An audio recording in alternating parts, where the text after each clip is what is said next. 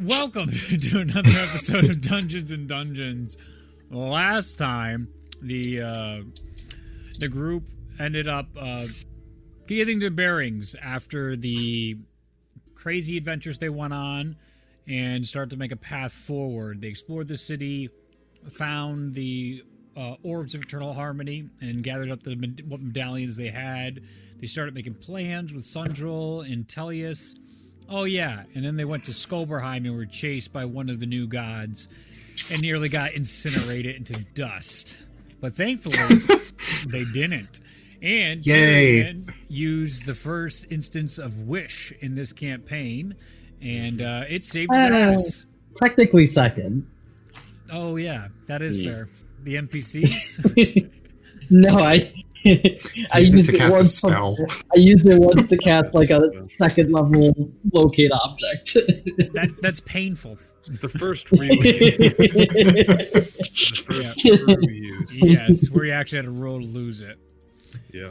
So from there, the group discussed, disseminate it, and they have their two roads ahead of them. One is to the ice wastes, and one is to the dark desert. Sundrel, or better known as, is it Pemerath? Is that what I called it? Yeah, dude. It's P something. It is P something. Let me pull that up. I have it somewhere. Pemerass Skulker. Yeah. That's his name. Ass. I am getting ass. Yep. Yep. That confused with another character. Anyway, that's where we are with the two crews. So both the Chosen and the Heroes of Waterdeep have they're ready to go. They are 40 days. They're taking some time to rest to get everything they could in order. I believe they are 40 days from the earliest Ragnarok can hit. So they better get a hustle in their bustle. You guys awake inside your makeshift camps. Early in the morning, Pemerass is hanging around the camps with Eulyris for the most Would you part. say he's skulking?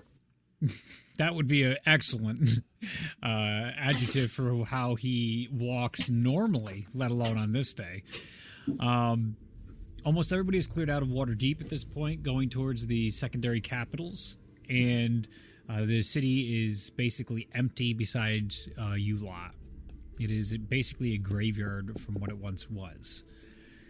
So, it is up to you guys. We'll start with the Chosen. As the Chosen is together, what do they want to do for today?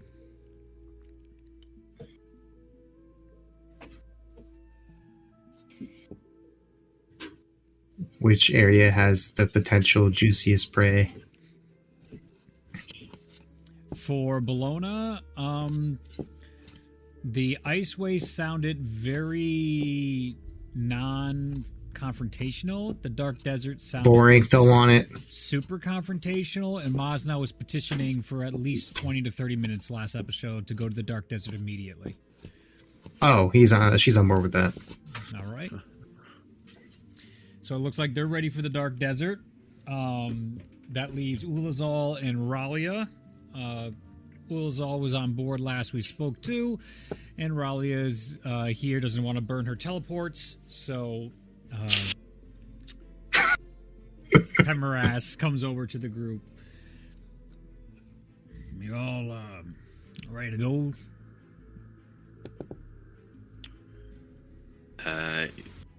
Yeah. Oh, great. All right, everybody get in a circle, hold your hands, and I'll take you there, and then the place is, it's, I'll drop you off, and you send me a message once everything's all set. I don't want to be messing with Dark Desert. Sounds fun. Ulazal says, yeah, I'll send you a message. Very good. Good. All right, off we go. And he grabs you guys' hands, and you teleport off to the Dark Desert.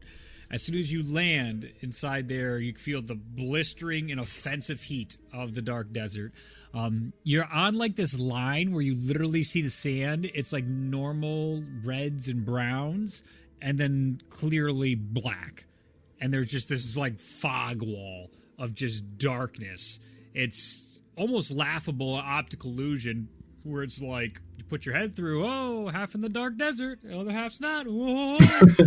But Sundrel is clearly not doing that. He's just standing at the side and he's looking shifty, nervous, and he gives you a group of look. All right, sounds good. Don't die, and I'm off. And he just disappears as soon as possible and out. Well, I know why they call it the Black Desert. Dark desert. That, yes. That's what it's called. As you see dunes all throughout the horizon, it looks like there's no civilization anywhere's close. The dark desert itself looks like there's a curvature to it. As you look down the sides, it's not like a box is cut out in the desert. It looks like it's more this like oval-like shape that is pushed down into and it goes up for some time. It's almost like a shimmer or a field of sorts, it would appear.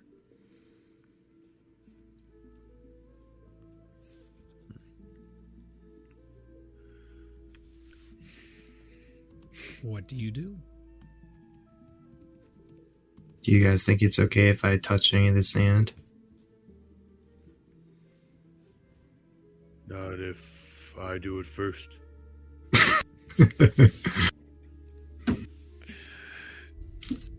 Do you touch the sand then? Yeah, I just want to see, like, I want to see if there's any special properties to this I'm gonna touch dark sand. I don't know. Okay. As you guys lean over and pick up a handful of sand, give me a nature check. Nature.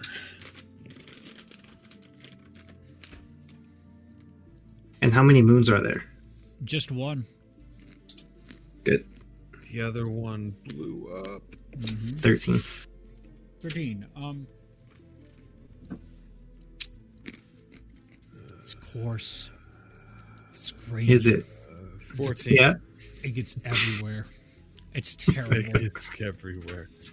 Do I hate it? It's not really that agitating. It's actually really fine. It feels. It doesn't take shape.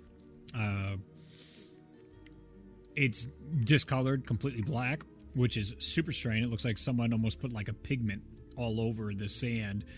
It looks identical to the sand next to it otherwise, in that respect.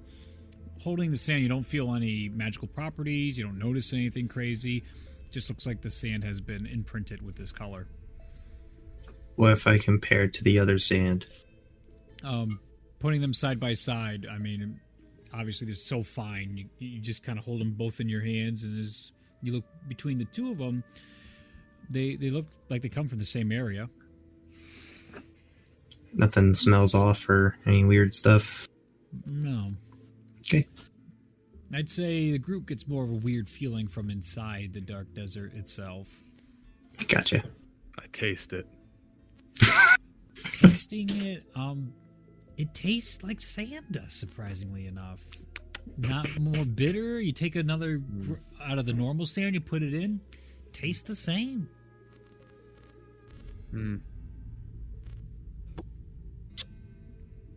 It tastes the same. That's very valuable, Mosnell. Thank you. You never know.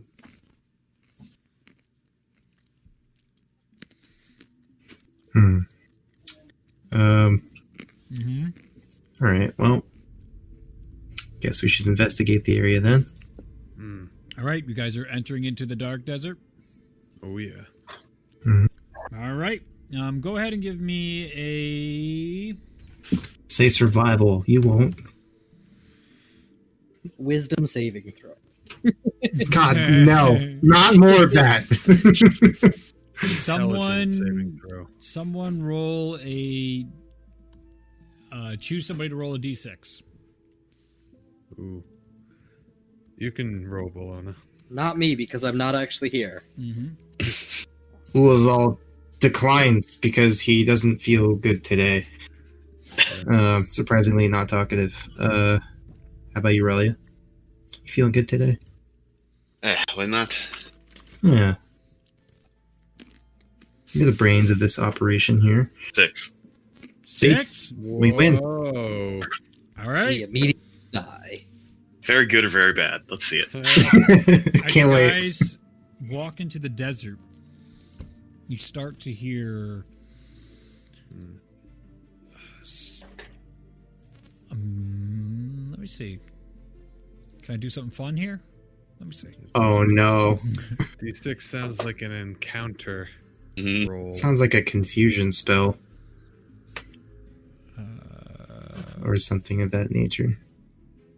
No, it's ooze. It's always The whole desert is just ooze. I need to be rewriting some stuff, actually. That is a much better idea. You All think right, that's let's see. sand? No, that's just little specks of ooze. Tiny oozes that are regenerating and Tiny oozes. recoagulating. Okay, tell me if the... Is this working? Do you hear something different? Yes. Okay. Yeah, Yeah. a little bit. So you start to hear, as you guys enter to the desert, around you, you hear these from all sections. As soon as you go in, like, the sun is darkened. You still see it in the sky, but it's like there's just a film, like you have a heavy set of sunglasses on as you enter inside this area. The wind, pardon me, blusters so much that visibility is very difficult. And it seems like, it appears that there are, like, sand walls that just build, and some even like twisters inside here of this disruption of nature. It comes towards you guys, and every time it's about right on top of you, about 15 feet or so, it then dissipates and fades, and doesn't ever end up crashing into you. But you have this like perpetual, like it feels like it's going to crash into you guys' vicinity. With that, you start to hear voices. They begin echoing from all these different sections around you, and you can hear like giggling with these voices as well. Laughter and all these different pitches and tones, and then eventually you start hearing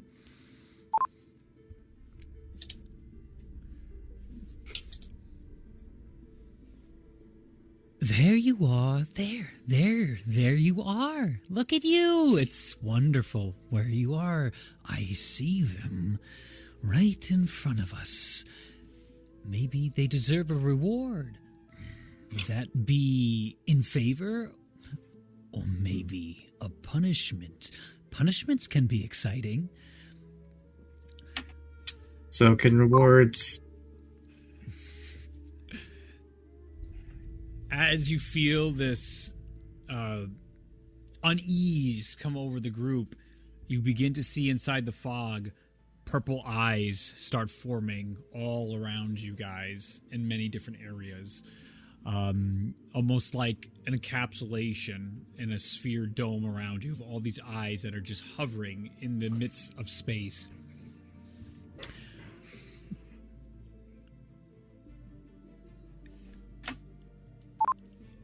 Does this remind us of any of the dragons that Pemaraz spoke about? Doesn't remind you of the dragons. This is what Aerie often described as the eyes he saw in those visions, and the eyes you guys have seen when you went to free people from, like Eve. You remember seeing Those eyes. Those ones, yes. Okay. Should we tell? Should we tell? Are you of the madness, as we call it? Madness here, madness there, madness everywhere. It's Yeah, we just kind of killed that. Yeah, thank you. Madness. We understand. Should we tell? I suppose it's up to you. It could be fun.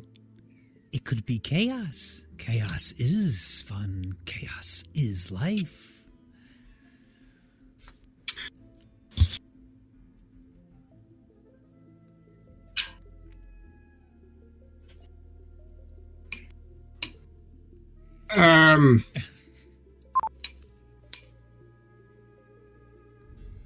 I prefer law and balance.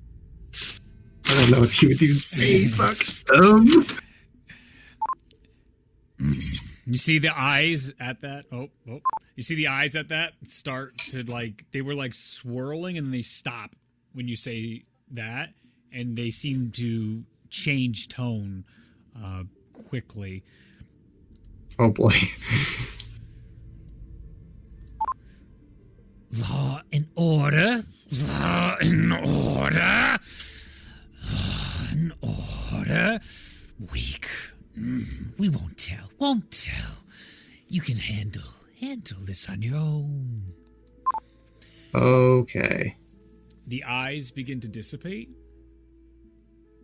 And as they do, you see this white portal open up, and out walks the small frame of a wood elf.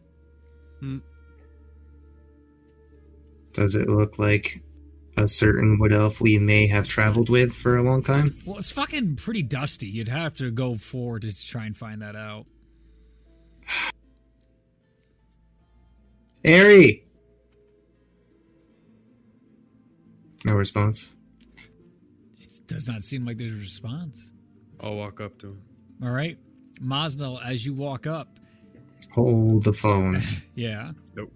As he's walking up, I have my crossbow aimed and ready, and if anything happens, I'm shooting that thing. All right. Mosnell, as you walk up. That's not very nice, Bologna. Who? Did somebody hear some wind? Is that the madness eyes again? Strange. Mosnell, you put your hand on Aries' shoulder as he turns and looks you in the eyes as he has exited outside his portal. Bologna, as soon as his hand taps onto the shoulder in front of you, you see the ghostly form of Sari Clovis, and she looks almost dead and zombified in front of you, and it flashes for a second and disappears.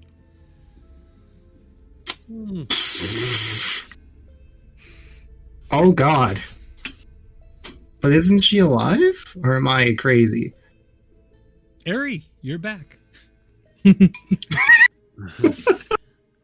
damn it. They rolled that way quicker than I thought. Wait, what? We rolled the 6. Okay. You return into this very strange desert area, as I described earlier. The sensation is very disorienting. And as you walk out, you can see behind the group now, more of those purple eyes, all watching them from the back. And they are slowly rotating and twisting instead of just staying in one place, where all of them can't see. It's perfectly staying behind where their heads are right now.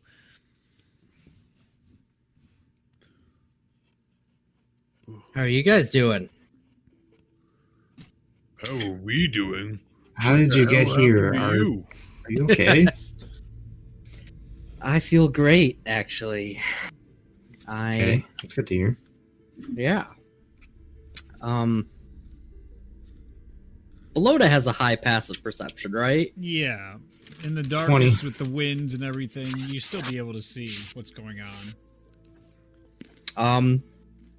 I look pretty much the same. You notice Kageyume is a different color. Mm-hmm. And what color would that be? It is now pure white. Mm-hmm. Oh. I'm not sure if that's a good or bad thing, but okay. I've still got the same clothes. I've got that that dark brown tunic, that green jacket, my white tattoos, my multiple daggers on my belt and everything. Necklace around my neck, the black scarf around my neck, as you've seen.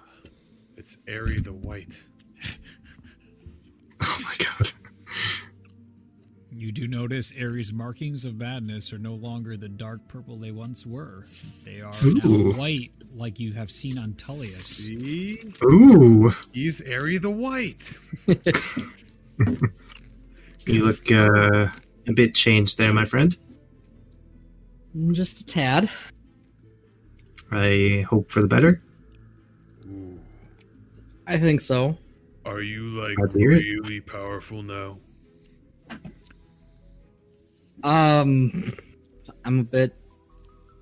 I'm somewhat the same power, maybe a little bit stronger.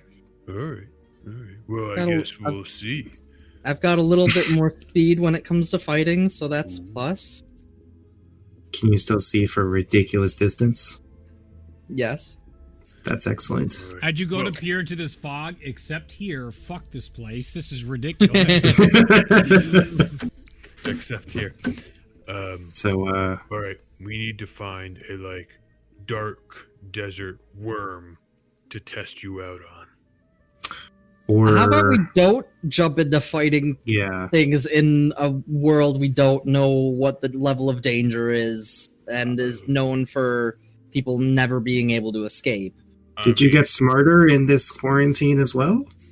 I'm from this continent. Of course I know about the dark desert. Well, I don't know what you know. You're also from this continent, Bologna. I am. Most of us are. In fact. The majority of us are, but you It's know. actually just Maz now and Hulazal who's no longer with you. It was all good to see you. He's not there. Told you I'd be back. Oh, what? You don't see Muzal. I thought I. What? Where's Ulazal? You Everyone must go have ahead and make a chickened out. perception check. Oh, Jesus. We killed Ulazal. Oh, no. He got scared and ran away. He got bopped by the madness. 22. Perception. So that's either a 1 for a total of 14 or a 19 for a total of 33. 32. What in the world? Why would you have advantage? I have permanent advantage for visual perception Oh, cool. because of my eyes. Yeah, then the two of you notice, because it's close proximity, that where Ulazal was standing, you can still see his footprints in the sand, and he is no longer there. Do you see more footprints? None leading away. Did you guys just do something? Did you trigger something? Well, when we came in here, there were the giant purple eyes that you seem to have described to us. We've seen them. They were asking us questions, and Ulazal mentioned liking law and order and balance and Tyr, and the eyes seem to have changed their mood a bit there, and you appeared and he disappeared, Yeah, apparently. probably would not like that response. Yeah, it didn't seem to, but what are you gonna do? It's balanced, so I mean, we got rid of him, so I guess. You see the eyes swarm again around your group, and you hear, "Traitor! Traitor! Lovely! He's different now. Far different than before. This is great. This is awful. I love it. It's unpredictable. It's chaos. It's against everything." As the eyes continue to swarm. Well, that's unnerving. Are these your friends? No. What kind of dealings do you have with the You arrived madness? with them. With have the you seen anything madness. like this? Yeah. I addressed it as such, but I don't know if it truly is or not. I mean, it is clearly. Yeah. Right, yeah. Nope, this is something different. Okay. Good to know. But we'll be able to find that out. They might be a little bit mad at me because I switched sides. But, you know, Don't say that too loud. I... Compared to man. how I was before, I'm just like a beacon.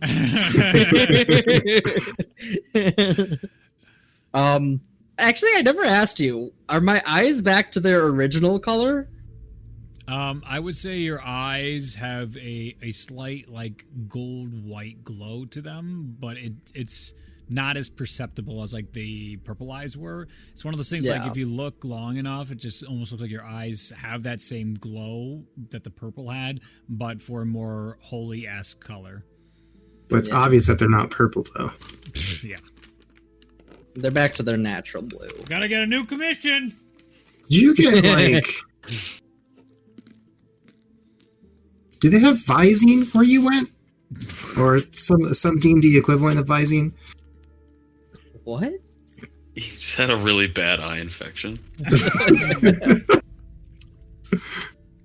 No, I ended up in a place, and I don't know where it was. Classic. And it was kind of like this actually, but very comfortable. I'd much rather be there. It was just like a blank desert like place that was very, it was almost like there was no color at all, which was odd. No color. That Yeah. must have been jarring. And I just wandered, and I ended up running into a few people. Just people that were somehow stuck there. Friends? I mean, they were friendly. Hmm.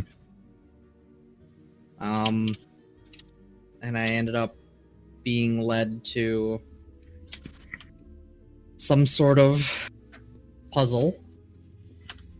And when I completed the puzzle, my bow transitioned to this whitish color.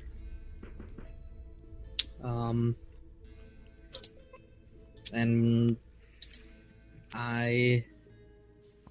those people ended up, as part of the puzzle, I was collecting objects close to their life, and they ended up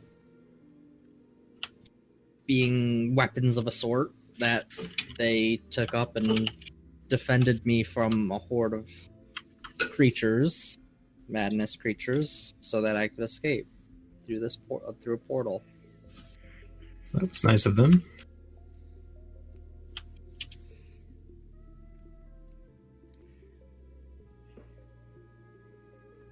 Well, seems like you know about as much as we do about this whole area. Oh yeah, I know the legends of this place, and I kind of put two and two together when I heard this. Yeah. When I just looked. Yeah, This is kind of a unique biome. no kidding. That Pretty fun, though. I really hoped I would never go here, so apparently we're here. That's a What are theme we- with us, though. What are we doing here again?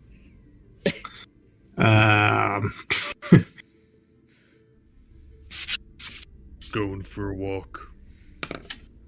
We're just going for Alana a knows. walk. Justin doesn't know. Something that should help. They believe last session, the discussion between Mansoon and Pemeras discussed that most likely something inside the dark desert held secrets to getting rid of their invulnerabilities of some of the new gods. So this was their first lead, and the other was being like checking in on Halal and see what she's up to. Oh, Bay? Let's go. Yep. Yeah. Trying to remove that invulnerability there from some of those pesky new gods. I was just following Mosnell. He seemed very eager to come here. New gods? That's right. Ari definitely did not see any of those. He entered, and then everything got out. Oh, you missed a lot. That's right. It's been like 6 days, technically. Enter a brief recap of everything that you as a human know. So they're able to fill you in that these things called Dargans. that entered the world, and they are now seeking havoc, potentially something called Ragnarok, and there is a cleansing of the gods going on, trying to transfer to monotheism. There's a deadline anywhere from 45 days to 125 days, I think it was, somewhere in that range. Something like that, yeah. And any one of those days could be when they get Ragnarok off its feet. So you guys are trying to stop it before it happens, or letting it happen, because you can fucking do that if you want. You want to live in the new world. But it's up to you, you know? You just might not have the same powers you once did, and the people you really liked might not be around anymore, but it's, you know, it's not the end of the world. It's just a the collapse. end of your world. Different. Very different. It's not the end of the world. It's just another collapse in the making. It's fine. Yes. So yeah, trying to Okay. stop another collapse. That's why we're here. That's a lot. Yeah, no kidding. Sorry.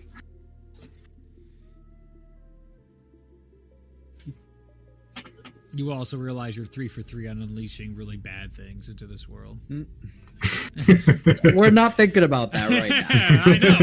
You're pushing that shit way down, but it's there. That's going way deep down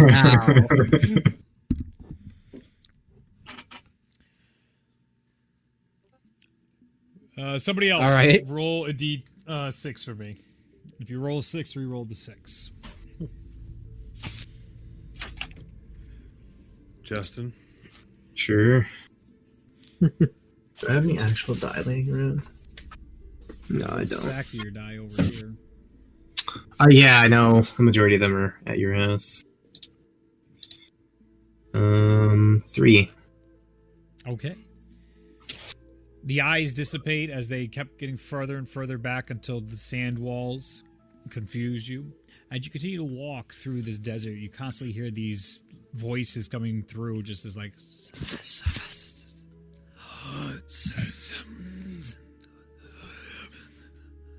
It's shitty. It's just like, stop, please. I'm just trying to walk in this place. I don't like this. As you continue to walk through, you feel this chill. Like the more you move forward in this desert, the colder you seem to get. What was blistering hot heat beforehand seems to be, maybe you're around 40 degrees right now, where you once were is about, like 110 when you first started. And you're only hardly inside this dark desert at this point.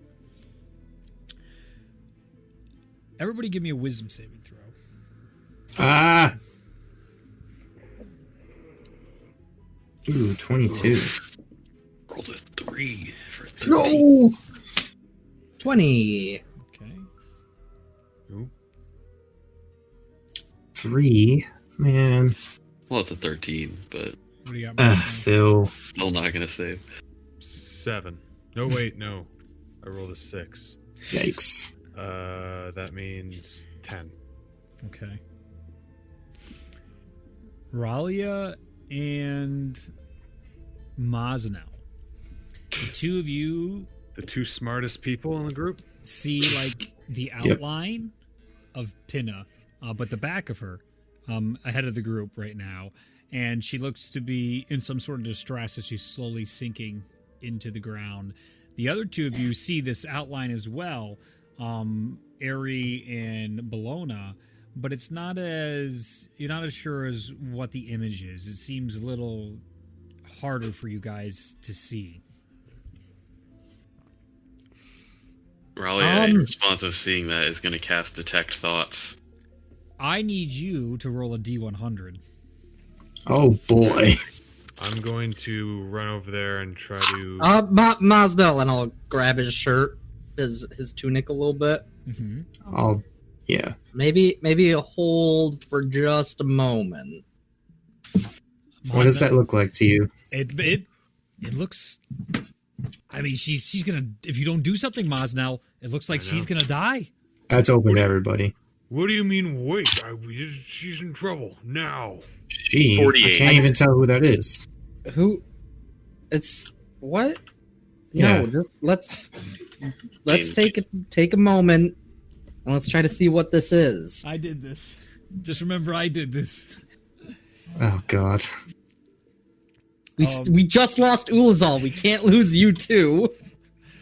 As you go and cast your spell, you feel your magic like sucked in through you and dissipates around and slowly falls to the ground. And then you could feel some sort of force coming up out of the ground. As you try to back up, it seems to follow you, and then you find yourself lifted from the ground, and all the sand falls off. As you see the rest of the group turns, Mosnell, you're still in this like panicked mode, seeing her disappear. I'd say I want a athletics contest between Ari and Mosnell. Oh boy. I wonder who's gonna win this one. Who knows? 15. Ari could have like 80 strength right now. Stop. We wouldn't be able to know. Stop. 15. I did something. What'd you roll? Natural Natural one. Fuck. Wait, nuts. God damn. Oh Wow. my lord. It snaps your focus enough to see it's so jarring as he has the gruff of your pelt, and you look back to see Ralia lift it in the air, completely snaps you out of whatever was coming over you, as you see a white horse underneath Ralia with a single horn on its head appear. Oh my. Hold on, Reed. I'm DMing you something.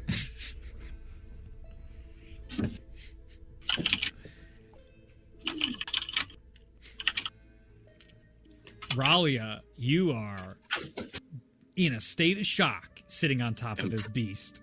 Say, am I standing on a unicorn? You can make a history or nature check. Have we met this unicorn before? Make a 17. history check. Does it Bologna is in utter shock. does it appear like just naturally white fur, or does it feel ethereal like the stag typically is? It feels like fur, not ethereal. Bologna is gonna approach the unicorn and just kneel and say, I am a friend of Ophelia Morzire. We desire, we mean no harm, and we wish to be friendly with you.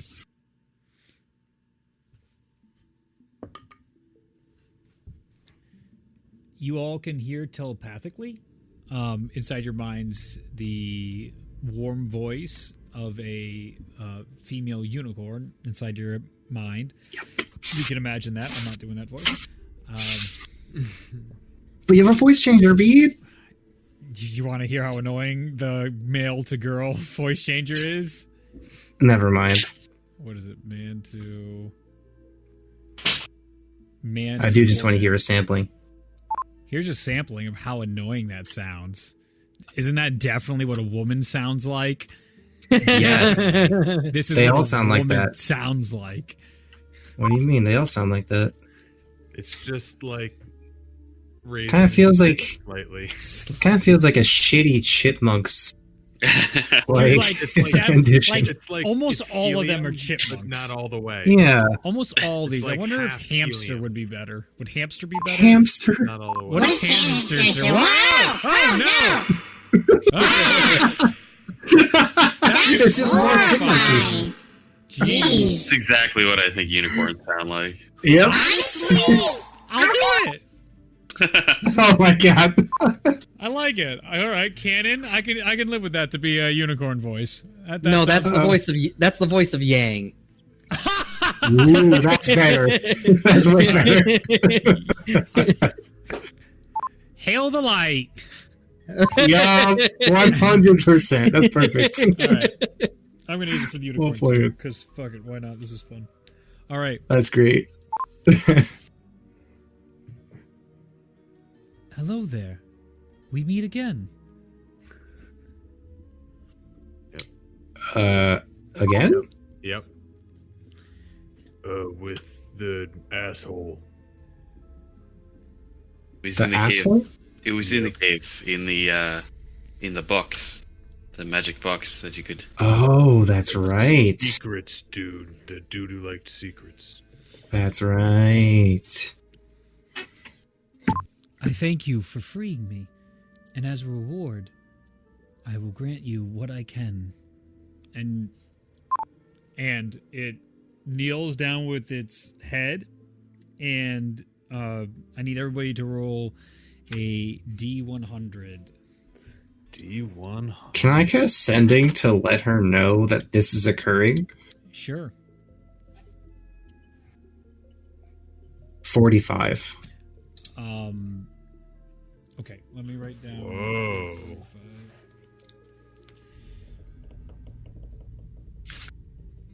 This is wild. Mm-hmm.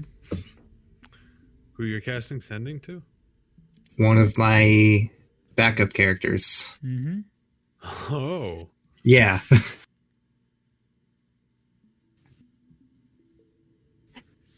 So, everybody else, your D100s first. 80. 80. Ooh. Erie? You're muted. You're muted. Ah, there you go. There you go. And Ryan, what's your D100? 14. Okay. Moss now. Hello? Yeah, I know. Hello. I hear you. What do you got, Ari? 13. 13? You're very quiet. Yeah, you sound a bit,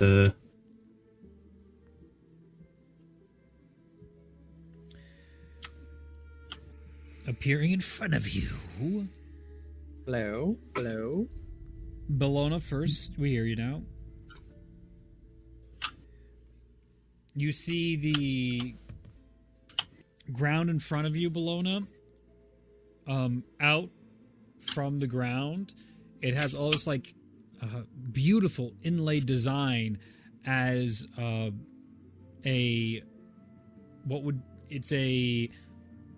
whatever you're proficient with, it's a +3, so either chainmail, chain shirt, or breastplate appears on the Ooh. ground with the insignia and like this designs of like shooting stars across it, and it's reminiscent of unicorn in this that's world. baller. Yeah. It's so like a whatever- +3 magic armor any day. let's see. Ralia. What the fuck is that? I like the sound of it. I'll take it. I'm gonna look this up before I break my game. What does this do? Belt of giant strength. Mental giant strength. It was one off of Belt with Storm Giant Strength, actually. Oh, Storm giant. Yeah. That's long gone. I'm not giving that shit out again. Who wants to guess Bologna's AC now? I'm not happy. I'm sure it's something that's gonna make me annoyed. 26. 24. Oh, okay, it's still dealable. Yeah, but like, what is that? Is that higher than Ozal now? I don't know. Please tell me it is. I I'll trigger think it's him. the same. I'm pretty sure he can use a shield Damn roll up it. to 26 or 25. It might Yeah, be he's one a of- little baby. Chalmer's AC is 25 now. This is awesome, and you've earned it, but like, don't be a Are you dick, sad about Luke, all right? Just don't be Oh a dick. no! Oh no! Like, I I want to love it. I have love fun. I want to have fun, but like, it makes me worried. No, I don't know how you're going to use this against me to ruin everything. There's enough fun for everybody, and Luke's gonna have all of it. Oh no! Oh no! He's blue. Oof. All right. Well, this is part of the fun, and this is, how this is D&D. This is D&D, baby. You get Sometimes 5 copper coins. No! Yeah. you see out of the sand appears in front of you, Ralia. Wow. A cube that is 3 inches across, and it radiates a palpable magical energy. The 6 sides of the cube seem to have different symbols on them.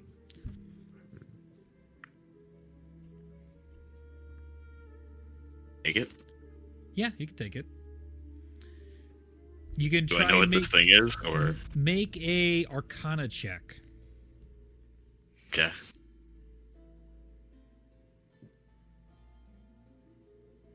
27. You recognize this as a you recognize the magic as, I believe, transmutation, and you notice some of the things scrawled onto the side of this cube are places you recognize. I would say one of which you know for sure is the symbology in the word for pandemonium. Another one you can see is the fire plane. Another one is the wind plane.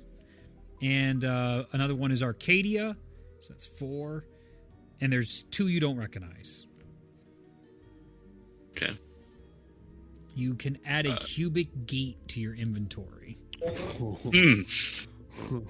Okay. Sounds fun. You were, oh my god, you were 1 off the belt of Storm Giant's strength one way and 1 off the deck of many things in the other. Oh my gosh. This is unlikely to happen, let me tell you. This is why dice are fun. Area Mosnell, I can't imagine yours is anywhere as close as cool. Ari, you get 10 platinum.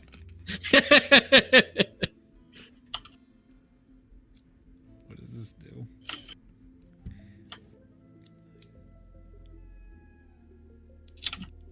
Huh. You see this brilliant looking blade appear out of the grass between Mosnell and Aerie, and it has these fine cut topaz like stones in the handle, but they're like this very light blue. The wrapping around it's green and highlight it with these gold inlays. The sword does look awfully beautiful. Up to Mosnell or Aerie, whoever would like to take this. Is it a long sword or a short sword? Honestly, it could be whatever you guys want, I think. Yes, it can be either or. It looks like it's ready to adjust to a specific size. Are you looking for a sword? Not really, but we both kind of have weapons that we use easily enough. Yes. Curious what the other thing. I'll reach for it and pull out a short sword, I guess. All right. You can add a luck blade to your inventory, short sword. Oh. I need my You said it was- roll. You said it was pandemonium, fire, material, and what was the last one? It was Arcadia, fire, Arcadia, fire, wind, pandemonium, and I'll give you material, and there's one unknown. Because Okay. fuck you, we're gonna have fun, and I'll figure that shit out. Mm-hmm. 15. No, re-roll. No. I did reroll. Re-roll again. Nothing within the range of 11 to 15. You hit 13, 14, 15, you guys. 81. Let's see it. I was joking. I was No. like 100. 81. No. You can't get 81 or 79 either. You have to re-roll those as well. He gets a 1 31. 31. plus 30. T-Racy. Oh! Oh, jeez.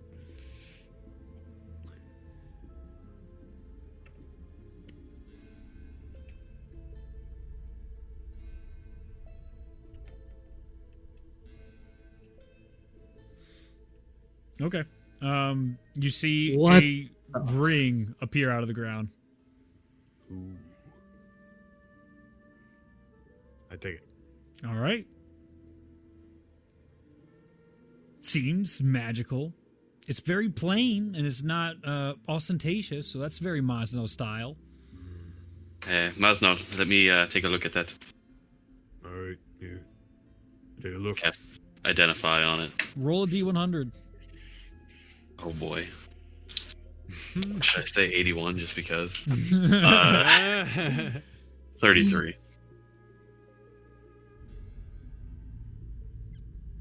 Okay. You cast the Identify spell. What you learn is this: while wearing this ring, you have advantage on saving throws against any spells that target only you, not an area of effect. In addition, if you roll 20 for the save and the spell is 7th level or lower, the spell has no effect on you and instead targets the caster using the slot level, spell DC, attack bonus, and spellcasting ability of the caster. It is the ring of spell turning. Oh. That's Whoa. hilarious. Tell that to Mazel and say, this will be very useful. Just make sure you stay in front of me. Alright. Anybody want to roll for Ulazal? I'll roll. What is the ring called? Ring of spell turning. You got 7. You got a unicorn. A 7? Oh my It's god. crazy He's OP. stuff. Uh-oh. Read. Mm-hmm. Just a forewarning Mm-hmm. for the secondary effect. Of the luck blade? Yep. Oh, don't worry about that. That doesn't count. I just saw that. Yeah, don't think about that. Don't worry about it. You can't do that. Fuck you. What? Rude. Wait. I'll roll the 1d4. Oh, I had Nope. rolled a 1d4, Yeah, but I okay. bet. And I bet you rolled a fucking 4. I bet that's why you were like, Reed, I gotta tell you something. Yeah, go eat shit. I'm a DM. Fuck you. Yeah, that's a 1. I feel good about that. So, you has 2. 2 charges. This is horseshit. Fuck. I mean, Damn it. it's 1d4 minus 1, not plus 1. Woo! Why correct So you me? can say, Woo! You get 1. I'll give you 1. okay. I hate you though. Dude, this is so unlikely. You don't yeah. I didn't have this plan. Let me tell you, this wasn't on what I thought today's session was going to happen. You guys get more stuff.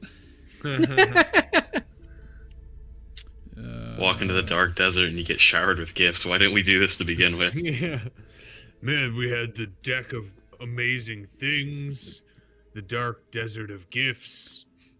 Okay. Out of the ground, you see this gigantic looking hammer form. It looks like a warhammer that would make Shalmir tickled pink.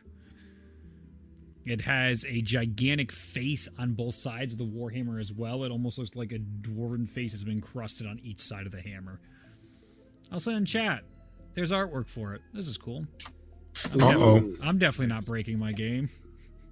Our game. I don't care. You guys are we're in the end game, baby. We're in the end game. Yeah. Oh, that's gangster. Hmm. That's something that Earl needs. Yep. So you guys can keep that item on you if you care. Or you could leave it. And after all those items spawn, the unicorn says, once again, thank you for freeing me. I hope to see you all again sometime. And it fades and casually puts Ralia back down and disappears into the ether. Oh, the voice changer salon. Changes into the ether.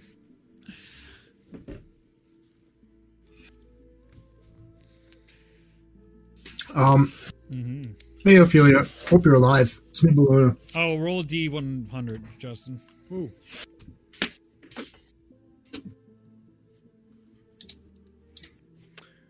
Oh, quick, read. Yeah. 90. The Oh, no. Bellona just disappears from all of you. God damn it. She's just gone. Do I still get to cast it?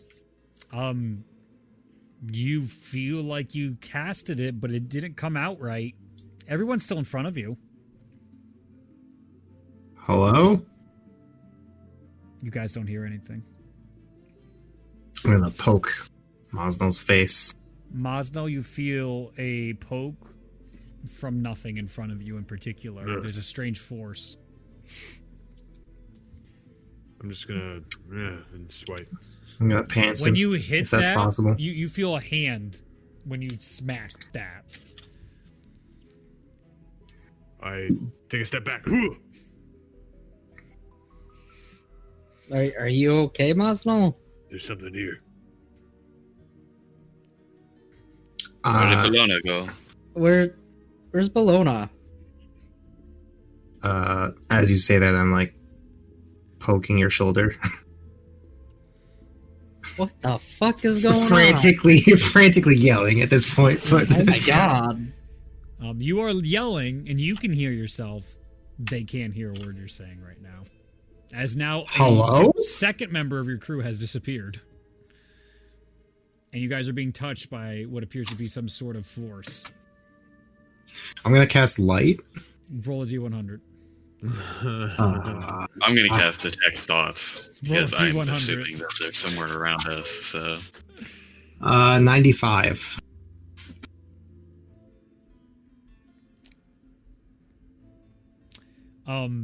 Everyone all of a sudden feels this strange wave of like nausea and weakness come over the entirety of the group.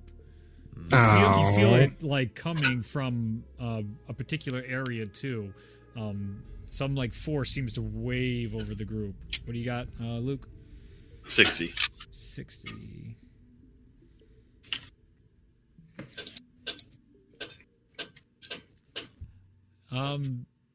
You go to cast that spell, and instead of it going off, you feel whatever your lowest level spell slot comes back, and it's full.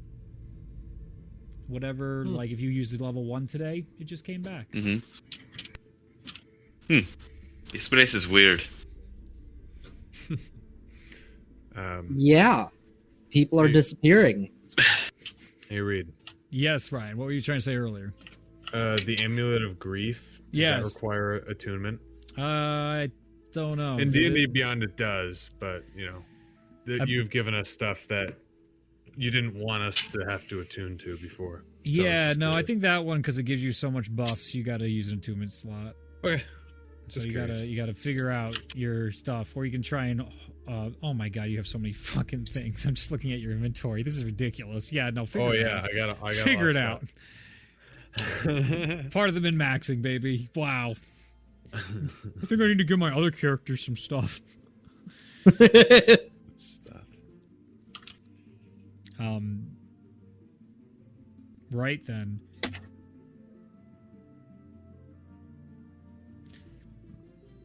As this is all happening, you guys hear this chinking sound coming from really close towards you guys, maybe a 10 feet into the nearest sandstorm coming towards you guys. It seems like it's getting more erratic, whatever this jangling metallic sound is, coming from a direction nearest you. I'm just trying to find where everybody's fucking disappearing to. Give a perception check. Or investigation, actually. Investigation check.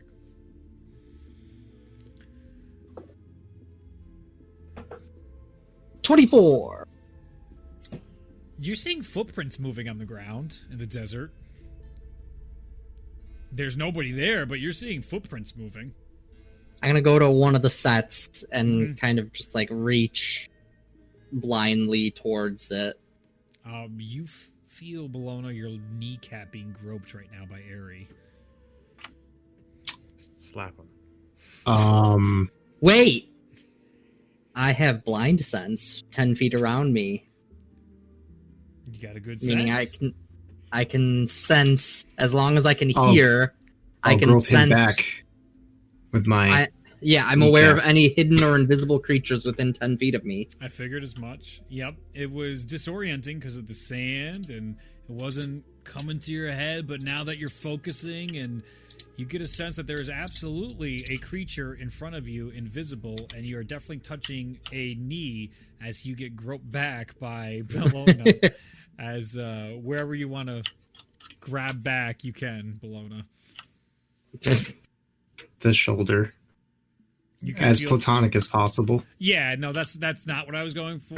Okay. I was like, I was more going for like, I think I found her. He's on your knee, and then you're like, I think I found her, as you're putting your fucking hand all over his face.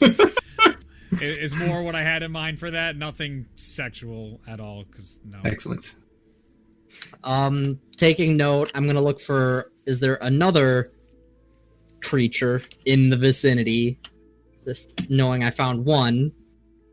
Without a high investigation check, you don't see any other creature, except there does seem to be something really close and metallic. Well, maybe there is something over there. You do sense another entity a little ways off, about 10 feet. Everybody, hang on. Follow me quietly, and I'll make my way, kind of leading the pack in that direction. Everyone make a stealth check.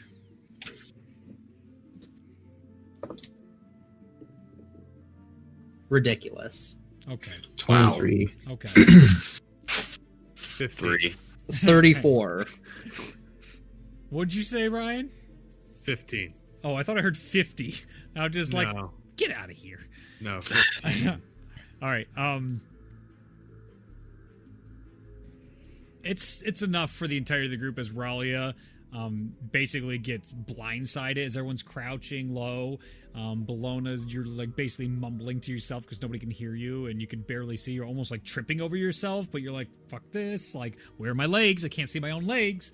Mosnow, you're in it, but Ralia, as she's like behind Mosnow does a little like, oh, as like a wave of the sand comes, and Ralia just only sees the head come down and just wham, a line right in her face as she hits into the sand, feet go up. But Ari, you're far enough ahead of the group right now that you can see this large individual. The armor and plate on this, it looks like solid plate mail. It's black with silver like engravings all the way throughout. And you can see it looking frantic back and forth, and it's digging through the sand, and then it stops in one area and starts to dig into another area. Every time it starts to dig, like the wind blows and fills in wherever the hole was that he was just digging.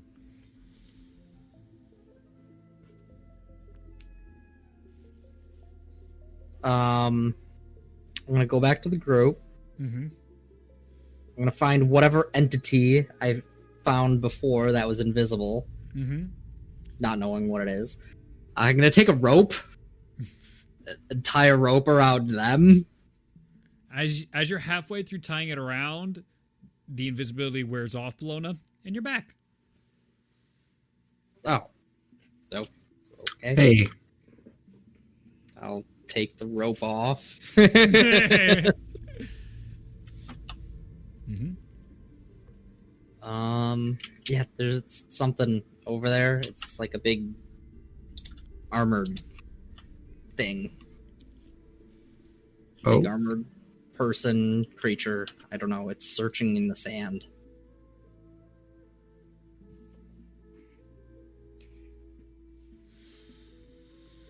So I'm gonna go talk to it.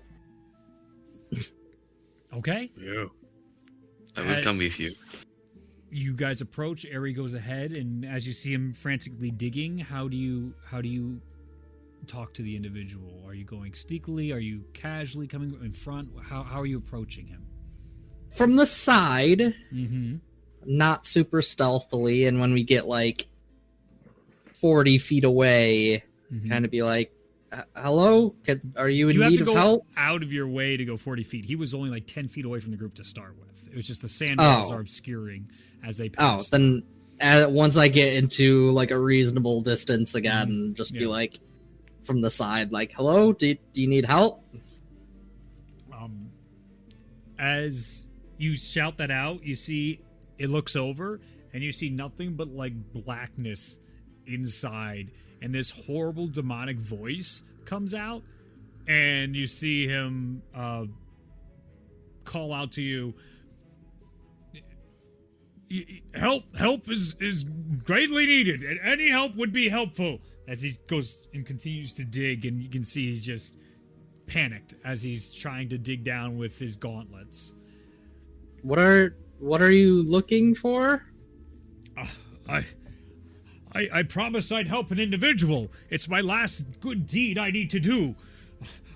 I have to find it. I've been looking for so long. I can't find it anywhere. And just imagine a super awful voice, but I'm not going to do the dragon demonic voice. It's similar to that, but not as quite. It looks very panicked. The body language. Yeah, I'll start kneeling down next to it and start sifting through the sand and be like, what are you looking for again? You didn't say. Oh, yes. Oh, you're so helpful. See, you should be on your quest for helpful deeds. I am one away. I have 10 good deeds I need to do, and this is the very 10th one. They lost a locket inside the desert here, and they told me to find it, and I need to find it for them if I want to redeem myself. It has to be in here somewhere. They said it was inside the dark desert, somewhere inside here. It's a locket of sorts. It's the shape of an animal. Who dropped out? Did the music stop? How dare you? The music. Yeah. How dare you, Groovy? How? We need more weird, creepy desert. That wasn't very cash money of you, Groovy. No, that's... Do you know what paste means, you little jerk? Yes. As an aside, they announced the Spider-Man 3 movie title today. Does it have multiverse in the title? No, Tom Holland posted... its name is Spider-Man Phone Home. And then the character for Ned, the actor for Ned, his best friend, put on his Instagram, it's Spider-Man Homewrecker. Oh boy. Oh boy. And they are causing chaos on social media. Yeah, they are. Good job, Tom. He's always doing that kind of nonsense. I love it. So now everybody's saying the only person they can trust is Zendaya. She's not going to spill the beans. Yeah, it would be really bad to name it Home again after the last one had Home in the title. I feel like that'd be really bad marketing. All of them have had Home. They've all had Home. Get the fuck out of here. That is good marketing. That's the joke. Yeah. That's the joke. The first one was Homecoming. Homecoming. The second one was Far From Home. Oh, wow. All right, then. I like it. Spider-Man 3, Home Alone. Wait. Oh, the joke was that the second movie, Far From Home, was like right down the street from Tom's like apartment or where he grew up or something like that. So the movie that was Far From Home was very close to his home. I saw a movie trailer with him and Daisy Ridley in the same movie. Yeah, that's like the like ethereal thing around his head. Yeah, where she can like hear his thoughts or whatever it is. I don't know. Something like that. No. Oh my Love this song. Holy shit. Who put that in the queue? Clear The song is lit. goddamn queue.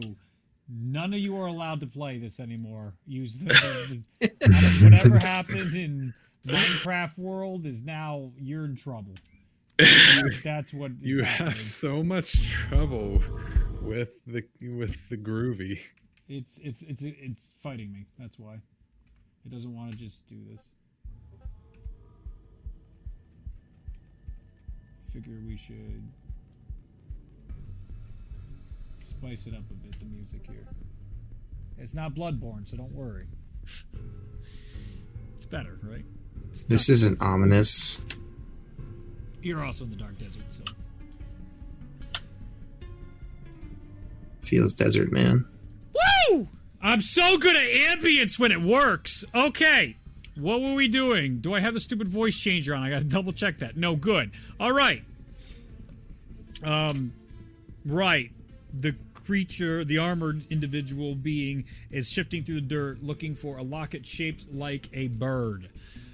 Give me an investigation check, Airy. The rest of you show up, and now you see Airy digging in the ground next to this massive armored individual. It's probably like Tullia's size but all in plate armor from head to toe.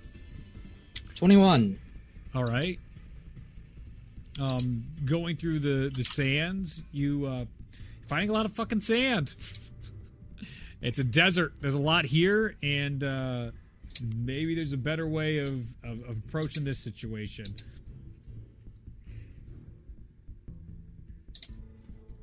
Okay. Are you sure it's here? I mean, the desert's quite large. You see him stand up. The madam I was supposed to be helping said it was here. It would be in the desert, and I would find it. I've been looking. I thought what happened to all my holes? And you see the place is covered for the brief 15 feet of visible space you guys have is completely flat. And he's like, he starts to walk through, and then he walks back through one of the walls. They're all gone. I've left no breadcrumbs. He doesn't seem to be taking it well, but there's definitely this doesn't feel like a normal human by any means. This is a very strange thing. All you guys are hearing are this borderline abyssal language. If you had to have an abyssal accent, this would be it. Well, I wish you luck in your investigation. We have our own quest. Yes, of course. This is my journey to figure out. I have to make things right. And he goes back to the ground and starts digging again. I will just kind of slowly walk away and just kind of shrug my shoulders to the others. Sure. What do you guys do?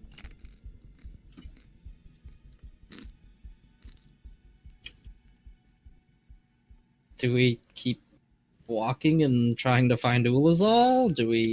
What are we doing? Up to you guys. Free agency here. Oh, I'm asking the group. Mm-hmm. We can't see very far, can we? No. Right? Yeah. No. So let's just keep moving. To this guy, I'm gonna say, did they say what the locket was for? Is this just something that they want, or is it something that they need? He was told he was needed to find it. He didn't really seem in his right mind. Did you ask him, or you asked Ari, or the? I asked the guy. The guide. So Raleigh goes over to the guy and asks him that, and he goes, it was something important, sentimental value for this individual. It should be somewhere out here. They promised me if I found it, I would have the world's riches, but I didn't. I turned that down. I don't need any riches. I just need my last good deed. But it seems that your issue is that you're not moving the sand anywhere. You're just pushing it, and then it fills the holes again. Put it somewhere else, so the holes do not get filled. He stands back and looks around.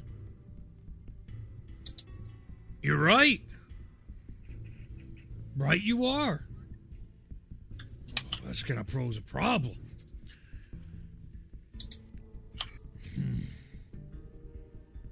What do you mean? Well, how am I gonna find this? Hey, you just remove the sand. Completely. You see he nods and steps back. And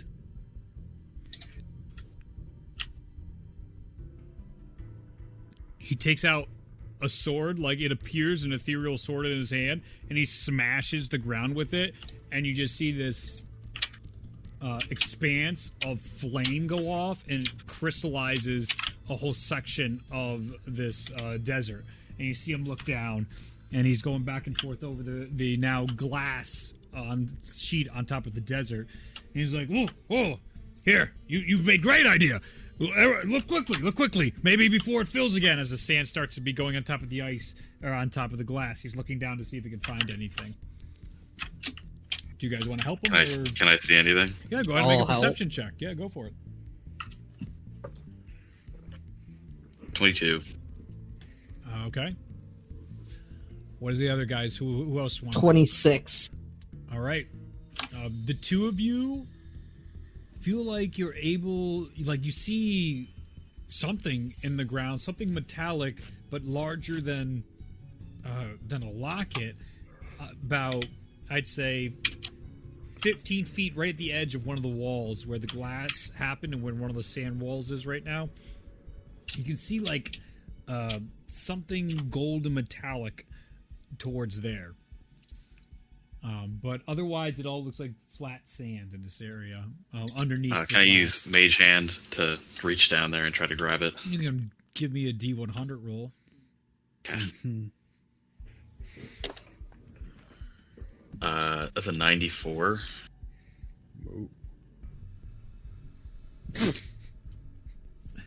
As you cast Mage Hand to go grab it, you see Ralia grow from her small stature to a large stature in size. She goes up about by 3 feet in height.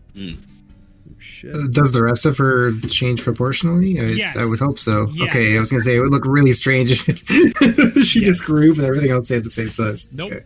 She grew proportionally by 3 feet just there. I will Does the Mage Hand still work react. or no? No, it doesn't. I will react and go for the metallic object. All right, you plunge your hand in the sand on the other side, and you pull out. You find this rusted-looking crown inside your hand. I'll bring it to Ralia. Does this look like any? Does it have any markings that are recognizable on it? We'll look at it. Do I see anything? Is it Go ahead and make an Arcana check. okay? Yeah, advantage because the goggle. 35.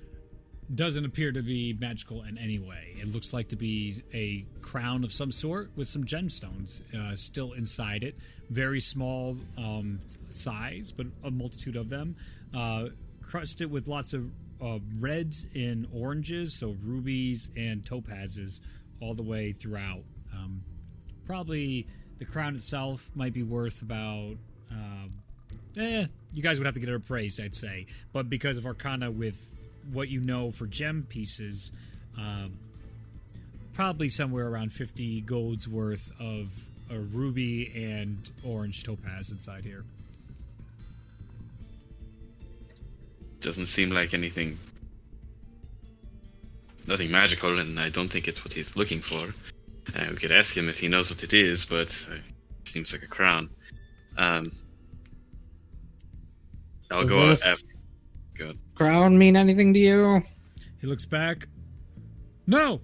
And he lifts his sword up again and tries another and explodes another heat wave through, creating more glass. Look quickly! You guys are great! You found stuff I didn't even see! As he's continuing to look around. Just wait a moment. I'm gonna take out my new fancy cube, and I'm going to press the elemental plane of fire button and cast gate on the sand, like facing towards the sand, so that hopefully the fire is leaking out into the sand. I say for creativity, fuck yeah. I don't know how gate works exactly. Gate just opens a gate for a minute. Yeah. To the It plane. just straight up opens a portal. Yeah. You open a gate and everyone steps to the side as best you can as you do it horizontal, and it just burns the shit out of the crowd. Just instantly glassing, and even the air now, even around it because of the heat from the fire plane, it almost starts raining glass in this area as well because of how quickly it's heating the sand. Everybody go ahead and make investigation checks. You also get like an illumination from the plane of fire because it is bright. 26. Okay. 24. All right. You're muted, Bologna. Nope, just those two. All right, moving on. No, I'm rolling. I rolled the wrong thing. 14. 14. I'd say Ralia and Eri are able to see with this gigantic plane now a couple things here and there. Nothing that really jumps out in value. It looks like wreckage in all sorts of areas. But you guys do end up seeing a locket of sorts underneath the ground. It looks like it's in the shape of a bird, probably about 35 feet away from where you guys are currently standing, way off from where the creature was digging initially. Point at Go it for him. it. There it is. All right.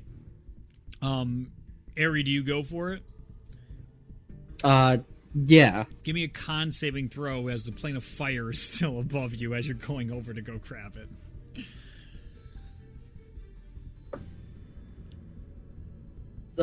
2. That is 20 points of fire damage. And it's Ow. heat. It's not like you're on fire. It's like you're just getting radioactive sunburn instantly as you crawl underneath it and you're like, holy gosh, that's awful. Ow. And definitely not going to come back to fuck me over someday when I have a boss and then he just opens a gate under them. So you go over to it, the heat's hurting, and the glass is between you and the locket now. Get the locket. Remember, the locket's underneath the glass. You guys burned Oh. the top of it. So how are you going to get under the glass?